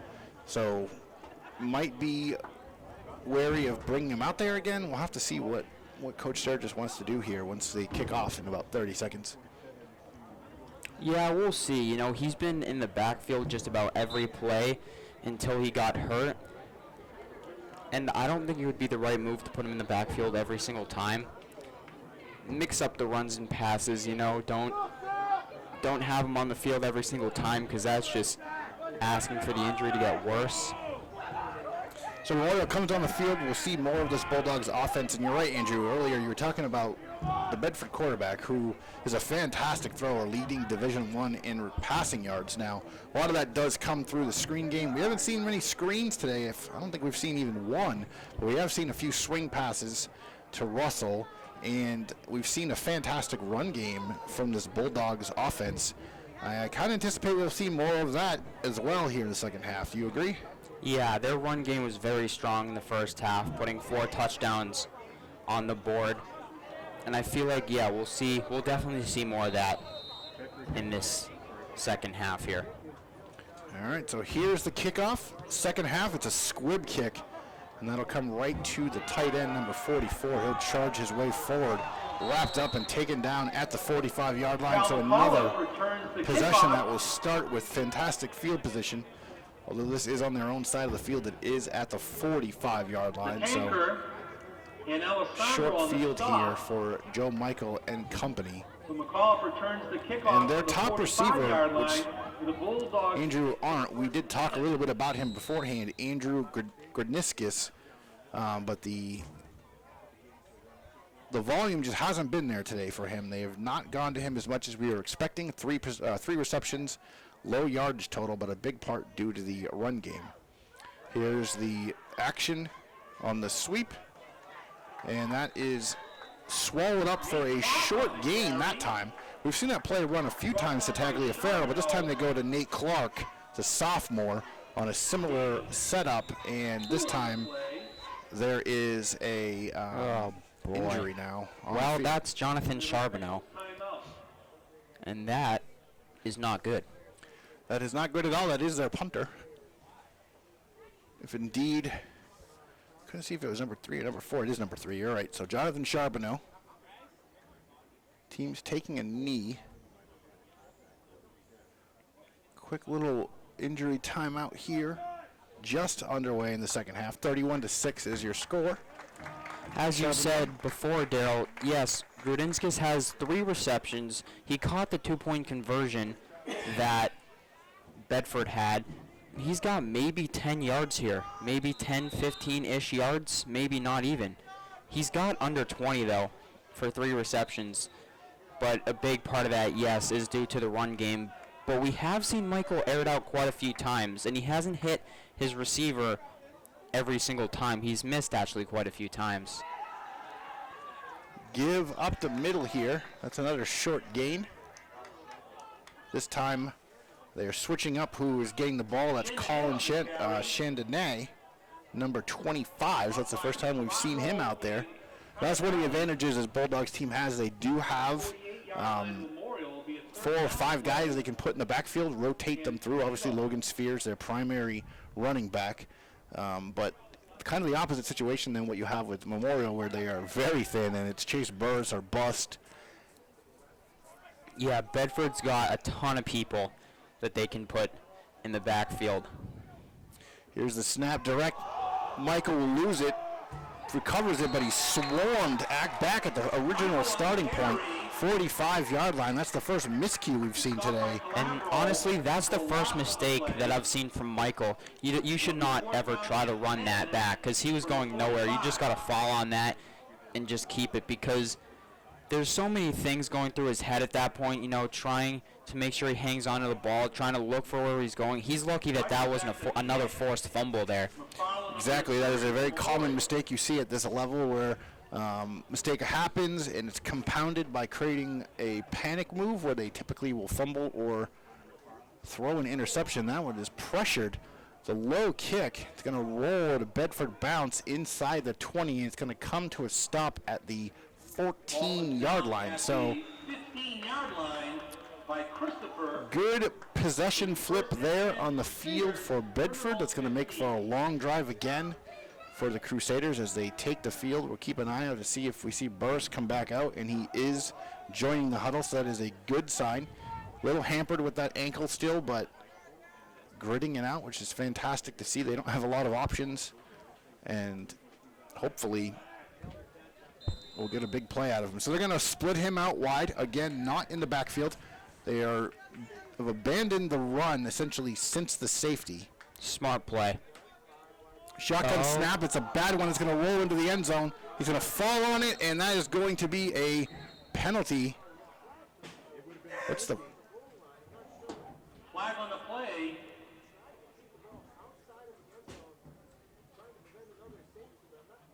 Yeah, it looked like a safety to me, but I'm not quite sure what the flag is for here. We shall see in just a second. Referee going over the Bedford bench to probably explain what's happening here. Yeah, so they are. The defense is signaling safety. Safety on the play. Over there's a personal foul against Bedford. All right, so we have a personal foul against Bedford. Not sure if they considered that a late hit when he jumped on top of Hafman. Could very well be. But if it's after the safety, that'll be just tacked on.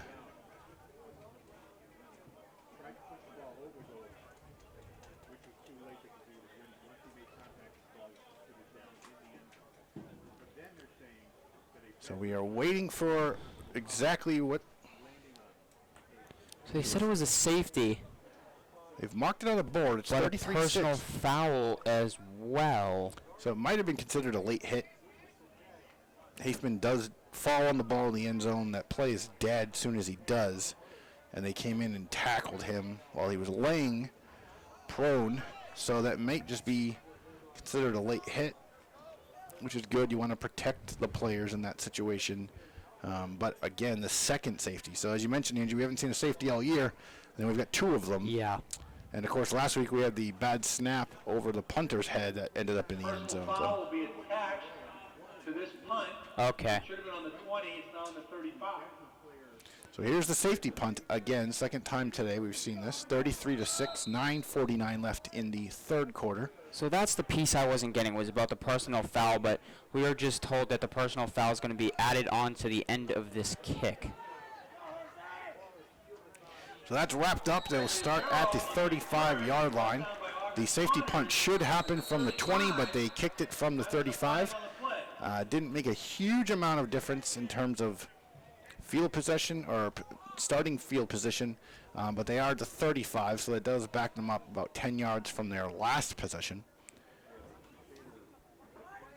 So we'll see again how many sophomores get rotated in here, because it looks like with this lead, that's exactly what Bedford wants to do, is get some of the underclassmen some reps. 49-yard line. Yeah, we could very well see Luke Soden, more of Evan Jabati, or even the brother of Andrew Grudinskis, Alex Grudinskis. You could see him in here a little bit too, eventually. So we got two receivers to the bottom of your scheme, Grudinskis and Tagliaferro. So little smoke screen outside to Tagliaferro. He'll take it to the 45-yard line for a pickup of about 4 yards. Big hit there, though, by McFarland on the sideline. McFarland laying the wood. One of the better hits we've seen today from the defense. At the 46-yard line. Second down and 7. So 2nd and 7 from the 46-yard line. Bedford with a 33-6 lead.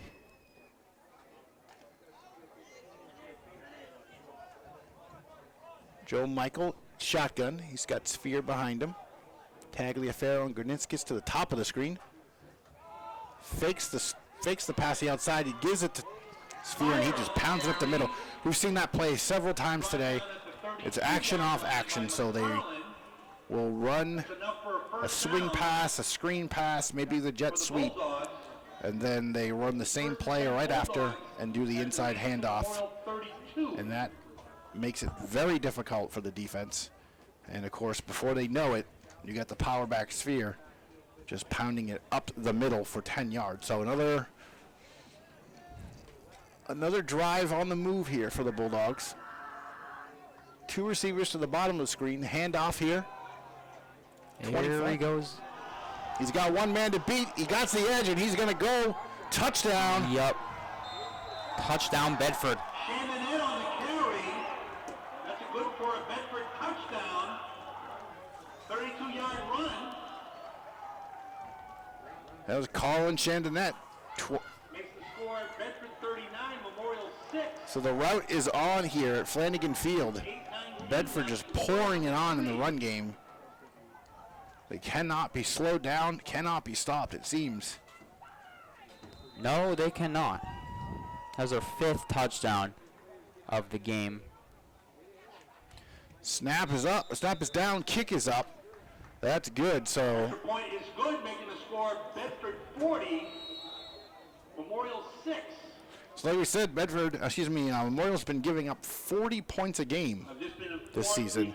And we have 8 minutes and 19 seconds left in the third quarter, and we are already at 40 points. So we are on pace to see 60, 65, unless things really slow down. But right now it's a matter of A, making sure no one else gets hurt, ideally, and seeing B, if we can put together some positive drives here. That first drive was fantastic, of course. They moved the ball pretty well, and then were able to get the ball on the swing pass to Burris, who dusted everyone for the touchdown. But now that he is hobbled, may not have that same burst, and they are just struggling at this point to really get the ball past midfield at all. And since Burris' touchdown, we've seen Russell Irwin get into the end zone, then we saw the safety, and then we got Sphere, Russell, and Shabati all getting into the end zone for 3 touchdowns, and then we got another safety and another touchdown to Chandonette. So we've seen 2 safeties and 5 touchdowns since that Burris first touchdown that got this game going. Yeah, 40 unanswered points. The field has been completely tilted. Complete uphill battle here. Manchester next week will face Concord here at home, and then they will wrap up with Spalding. But right now they are trying to just get something going positively.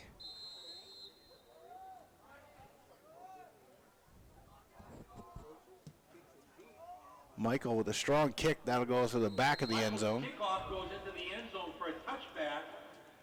The ball will be placed on the 20-yard line.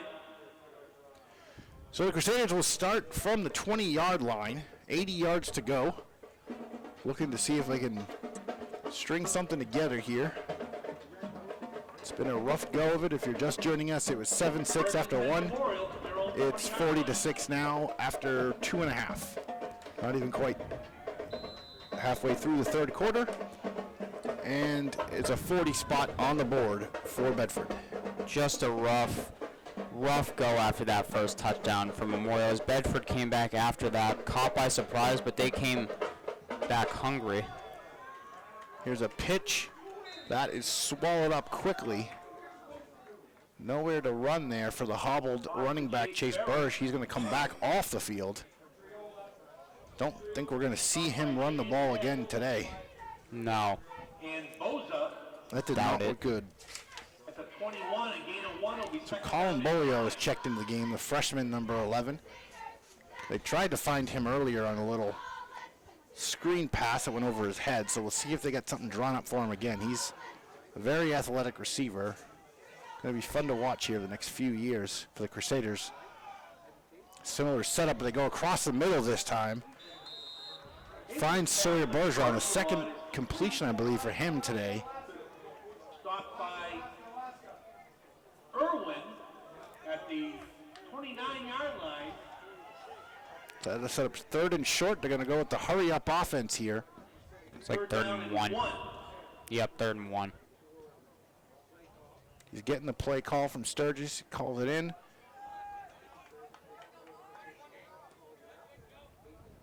It's like the same play as last time, and it is. Yep. They go right back to Bergeron. He gets wrapped up, but not before getting the first down. So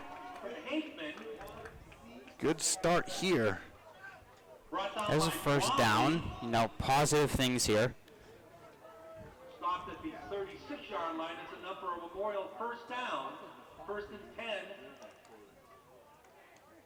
1st and 10 from 36. Memorial 36. 6:45 left to go in the 3rd quarter. We got 5 receivers. They've essentially abandoned the run game due to injuries.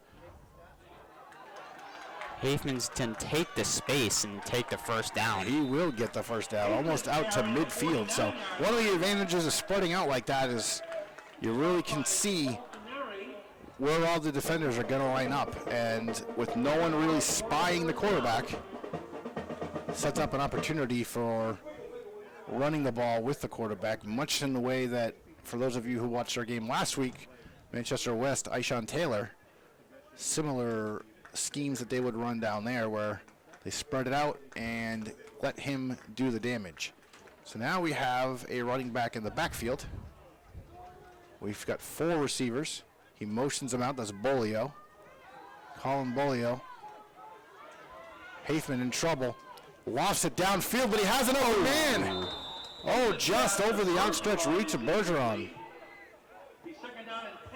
Just missed Bergeron there. He motioned for him to go downfield, and he saw Bergeron that time over by the Bedford bench in the first half. He had to take the hit out of bounds, but he saw Bergeron that time, but just missed him, just a little bit over his hands. Yeah, we saw a similar play to that in the first quarter. If you remember, he had the rollout and tried to get the ball to Jacob Calabro, but Calabro was double covered and just really didn't have enough space for him to jam it in there. But certainly Hafman knows what he wants to do when he's on the run. He's looking to make a play.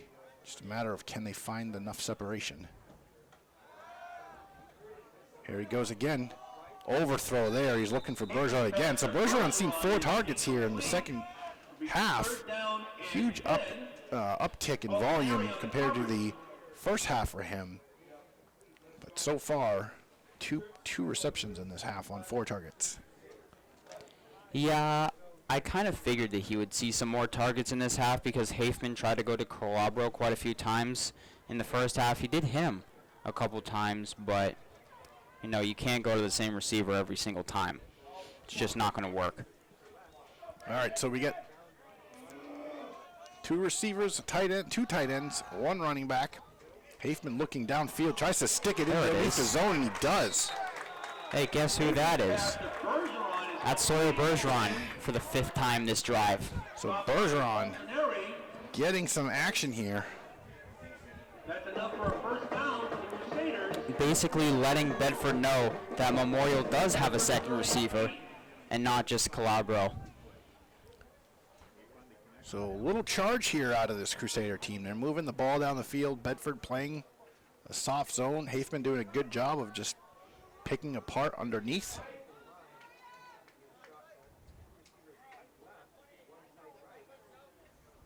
Snap is clean. Bergeron, quick throw to the outside.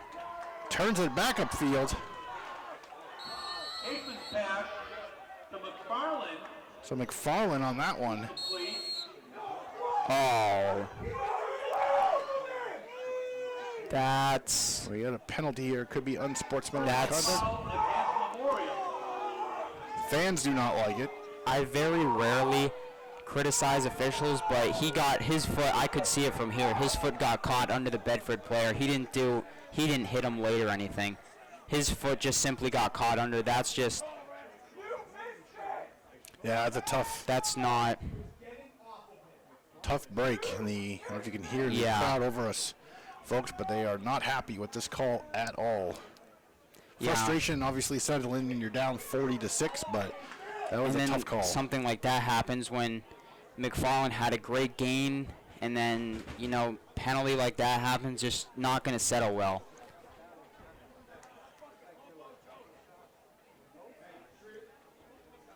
So that will set them back 15 yards. That's a tough blow for a drive that had some serious promise.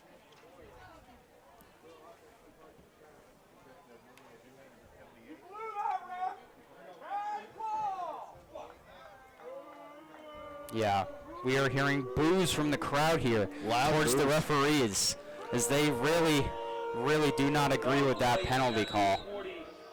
Well, I've never heard that boos to referees. I've heard stuff yelled at them, but I've never heard boos like that. But frustrated crowd for sure.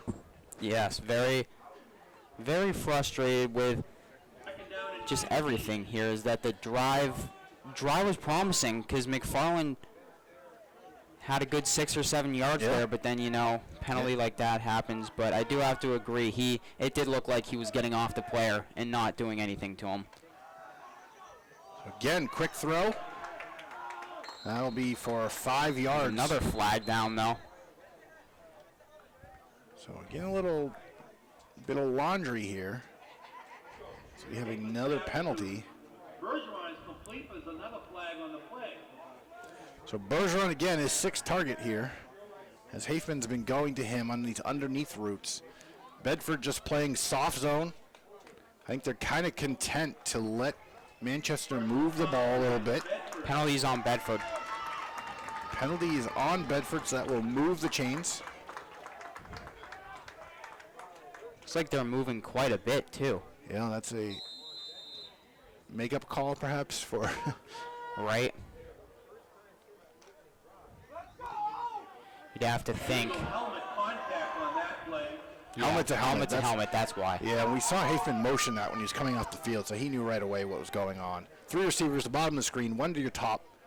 Running back motions out. And another flag. We're going to go right up to seam in the middle. That's tipped away. Eastman's pass is incomplete. There's a flag on that play. So Bolio comes off the field, and the coach is frustrated with him about something. Doesn't really like the technique he used on that. Now they've The used movement in the backfield, I think, is what it is. Yeah.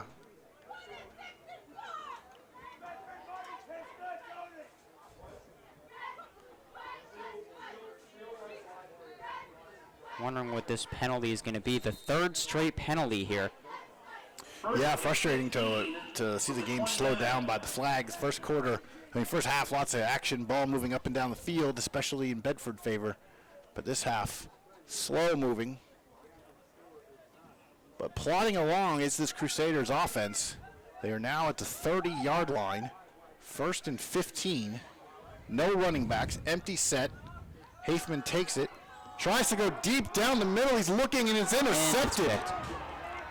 Turnover on the goal line in the end zone. Evan Chabadi will pick that off.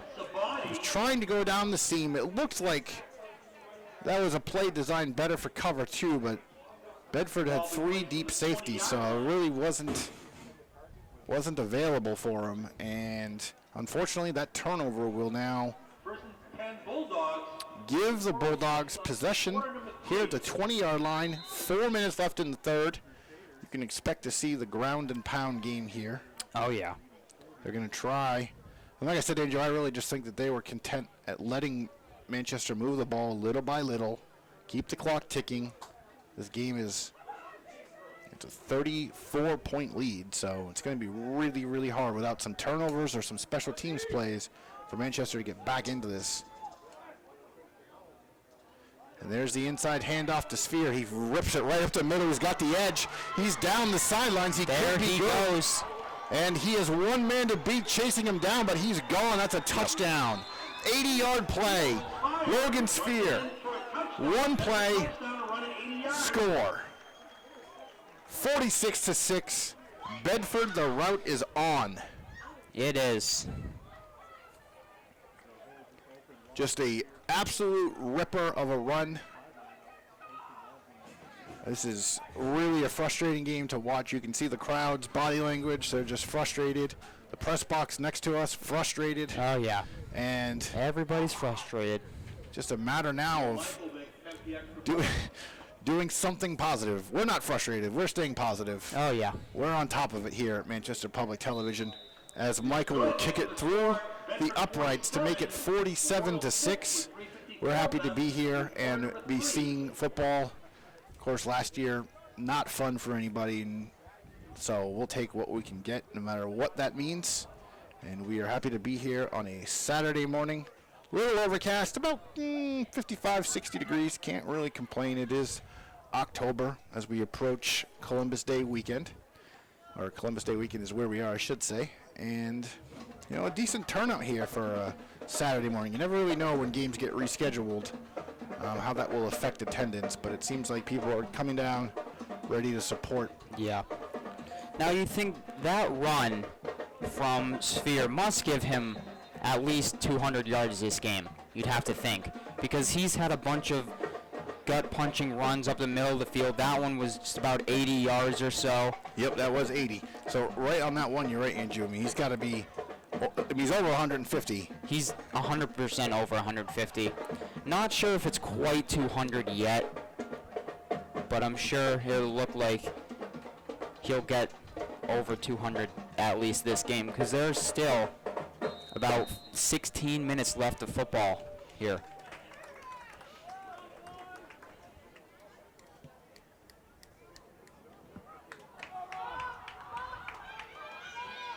So, solid field position here as Manchester will take over at 35. How many more connections will we see from Haithman to Bergeron on this? Any predictions, Andrew? I'm going to go 3 targets here in this possession. I'm going to go with 4. 4? Mike, what do you think? 4? Our camera professional is predicting 4, so we'll take the over-under at 3.5.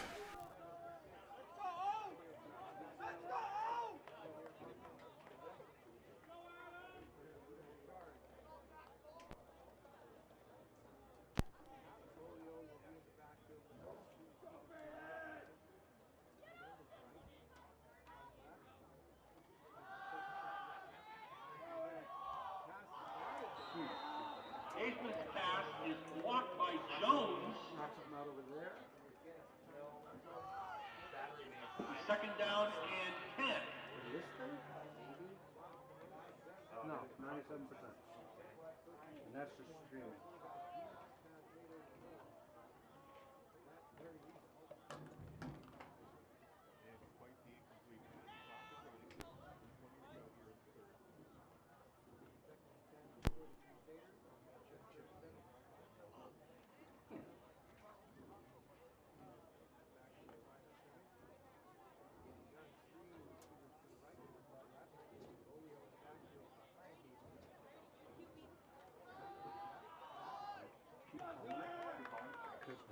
Haithman's pass is complete.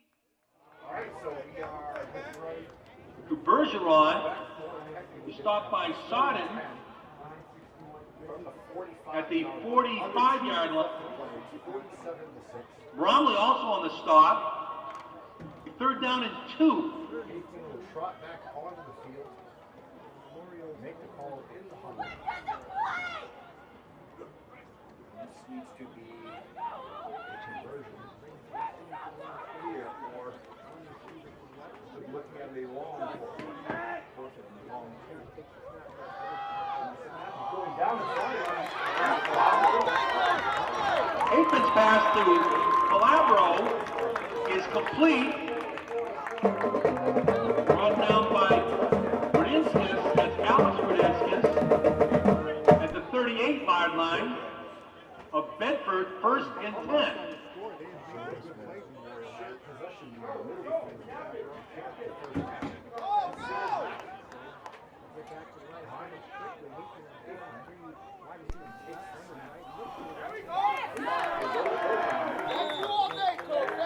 Haithman's pass to Bergeron is complete. Christopher on the coverage. Run out of bounds at the 30.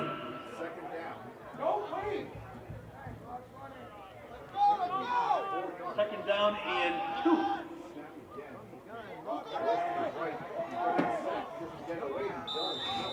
Haithman's pass to Bergeron sails incomplete. Risso And Christopher on the coverage.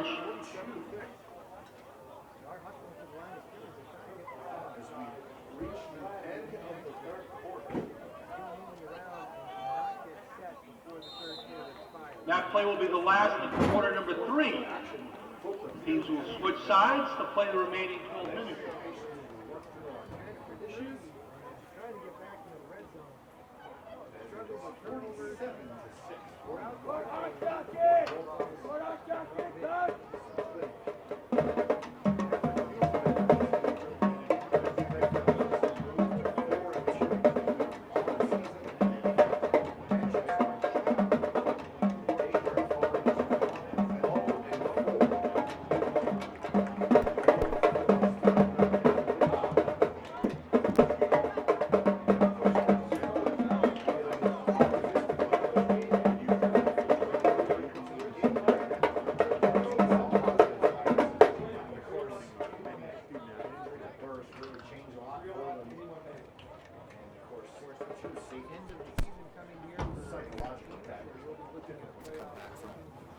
That injury to Burris really does hurt.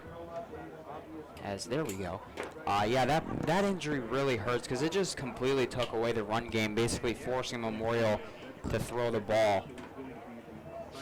Yep, open sets, and certainly not an ideal situation to not have any running game. Of course, when you're down multiple scores, it's hard to run the ball too much, but he is a weapon that they need.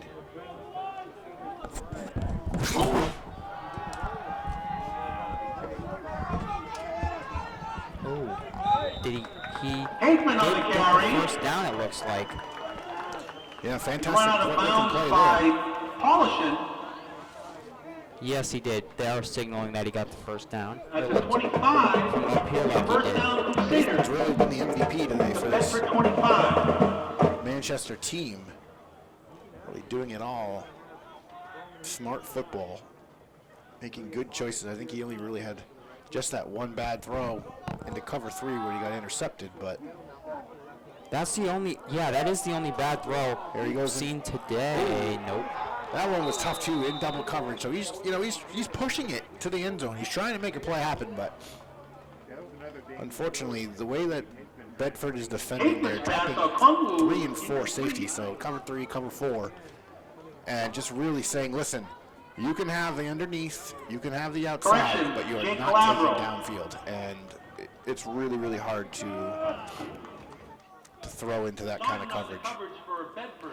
It is that there look to be 3 over there Yep. defending Calabro. Oh, there it is right there, though. Oh, and he hold on. He does. Yes. Connor McFarland, touchdown Memorial. Great job of splitting that. See, that is how you beat that kind of coverage. Splitting in between the safeties. You have the outside corner playing the outside, the inside safety, and he just went up the seam. McFarland bobbles that pass, but able to get his hands in possession, feet down, and that is a great score. So that will make it 47-12. Still a huge gap in score, but that is the kind of progress you want to see. Hafman has played really well today, so nice to see him hook up there. It was a great throw, too. Real great throw. Sure was. Second touchdown pass of the game. They'll line up here for 2. Four receivers, 1 tight end. Hafman's going to take it himself, and he'll power his way in for the conversion. So that will give us a score of 47-14. 10 minutes and 30 seconds remaining in this game. Manchester is going to need some real magic on special teams here, and if not, a turnover quickly. They're going to need to make something happen. You know Bedford's going to run the ball, so you're looking for them to strip the ball out, gang tackle, whatever you can do to try to get this ball back quickly and try to go for another quick strike, make a game out of this thing. You know, it is a really big gap in score. But it's a lot of score game. But that's positive. That's what you want here. Is you know that you really don't have a shot of winning this game, but you want positive things to happen. Like that play was just executed so well. That was a great throw right down the middle, right to McFarland. He made the catch, got the touchdown, and then the 2-point conversion. That's just what you want, is positive things. So 33 points is your differential, 47-14. As the Crusaders look to kick it off here. Bedford does not have a deep man yet. Now they are swinging into position here. Owen Christopher and Dominic Tagliaferro are the deep men, relatively speaking. Squib kick underneath. That's going to be fallen on by Russell.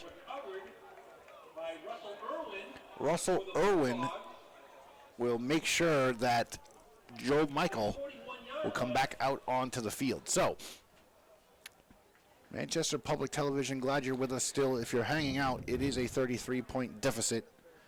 Crusaders with a nice possession, though, on the last drive of the quick strike touchdown against Bedford for the score, as McFarland was able to corral that, get his feet down, and pick up 6 points. So here we go. 2 running backs here.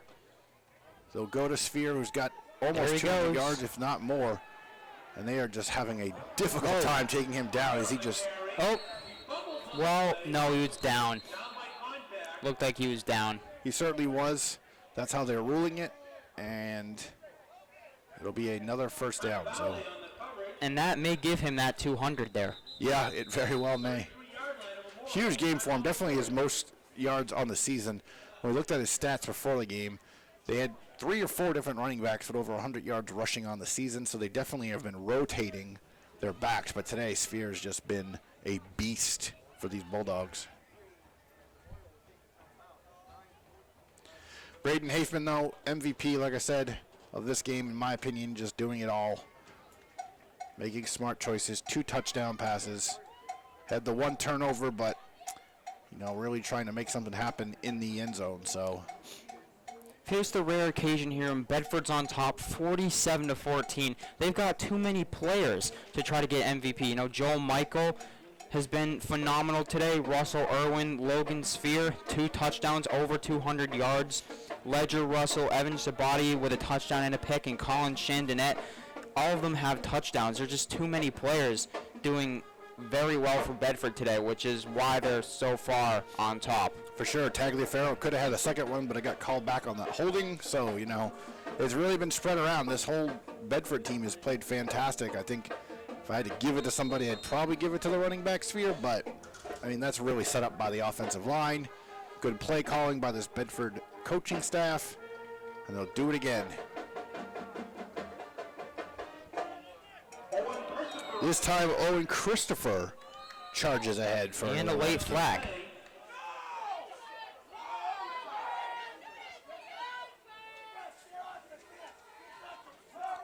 The fans here are not groaning from the crowd again. Not happy. As I'm gonna wager 1,000 that this is on Memorial here, Alex. Just given the reaction, yes, I would say that's true. Some of the players from Memorial turning around to their parents, kind of motioning them to settle down, because it is 47-14, and this game is out of hand. So, but there's a chance here to work on some situational football. It's 12-yard line. You're in your red zone. Let's see if we can buckle down here, make a stop. Looks like Chase Burris is done for the game. He's got ice wrapped around his foot, which basically just eliminates completely the run game for Memorial for the rest of this ball game. Oh, that is swallowed up and pushed out of bounds. Small gain there.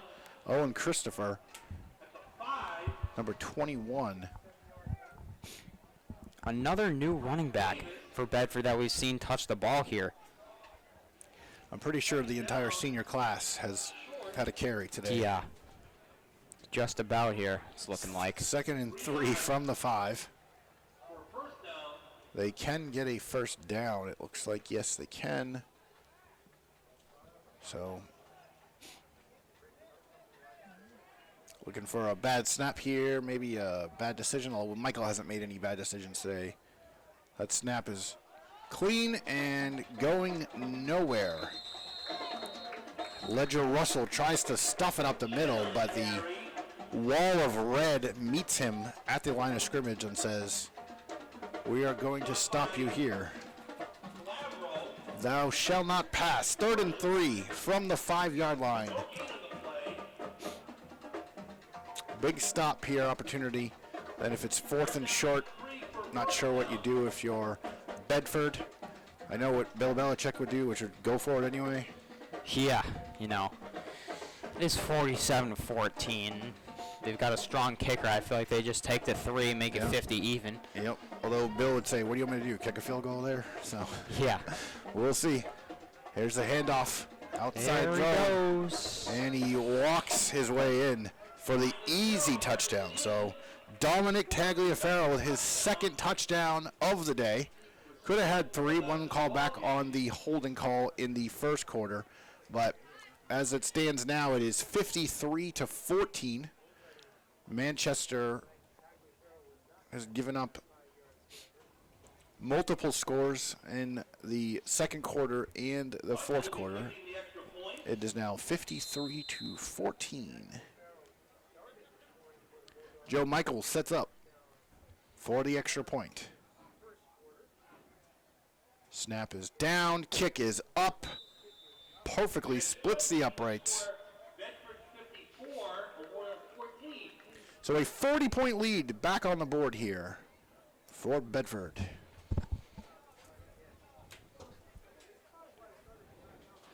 Yeah, Bedford now leads by 40 with a good 7 minutes left in this game. 7 minutes.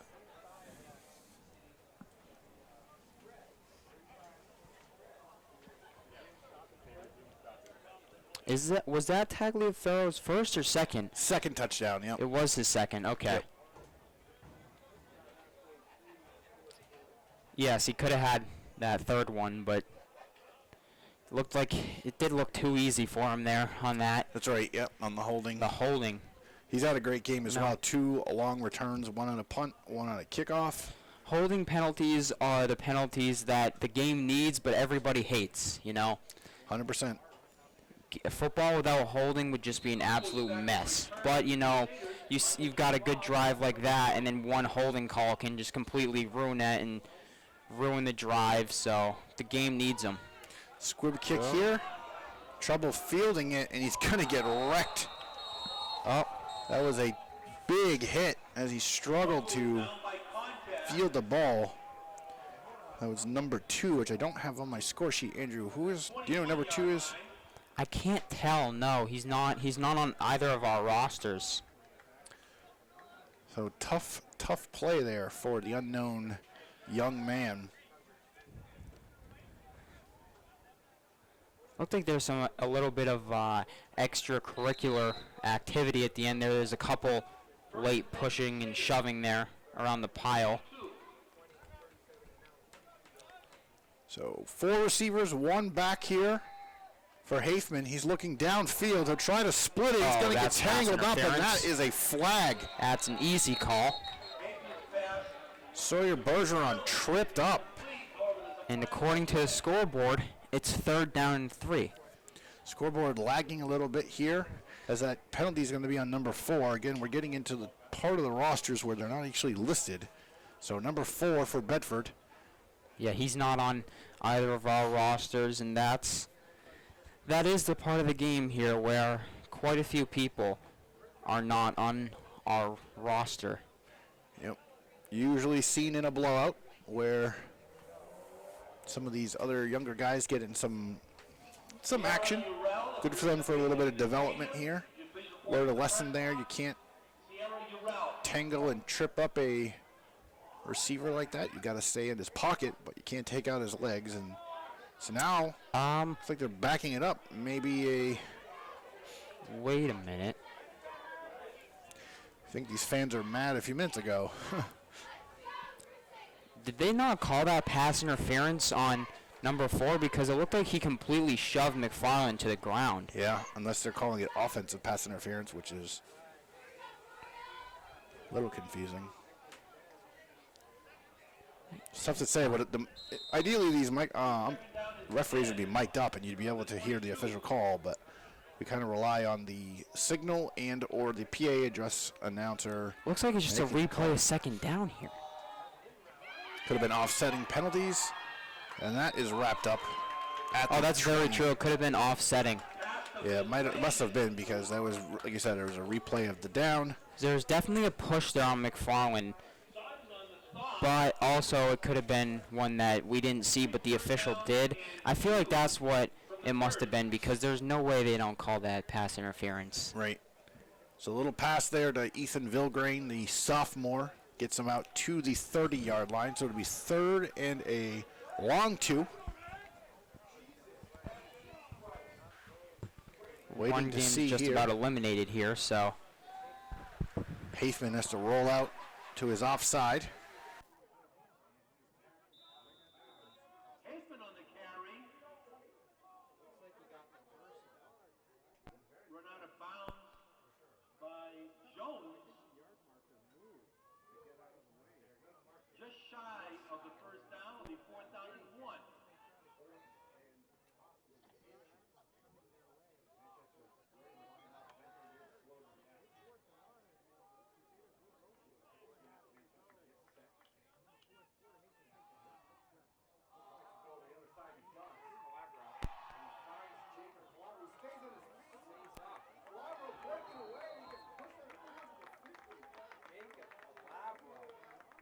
Haithman's pass is complete. Calabro stopped at the 49-yard line. That's enough for a first down. Zach Jones on the stop for the Bulldogs.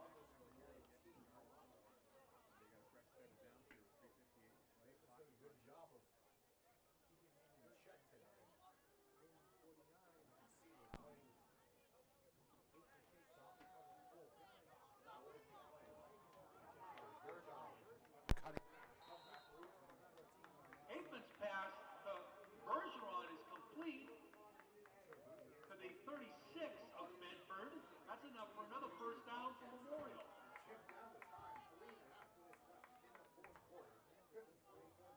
Josh Patter on the stop.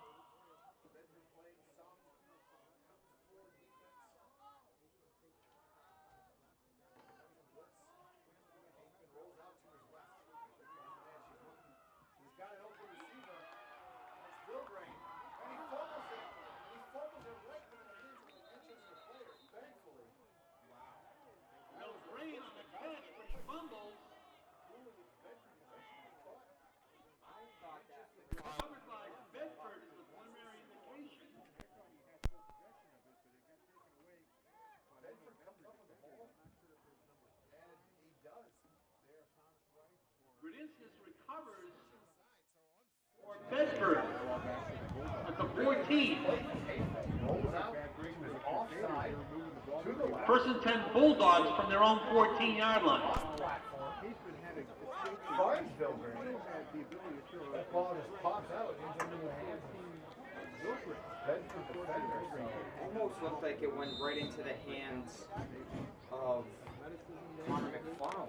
Yeah. But I thought, but it looks like Grudinskas picked it up. We have 2 minutes left here in the fourth quarter. 40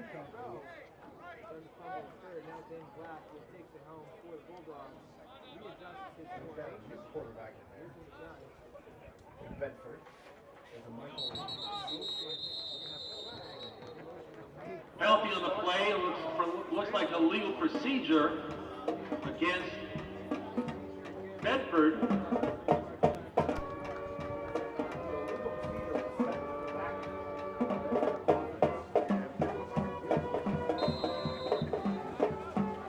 Ball's on the 9-yard line. First and 15.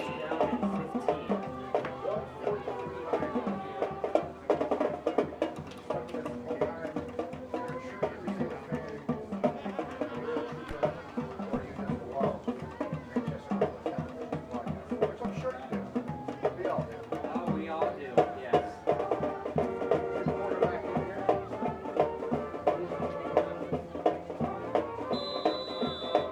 we have another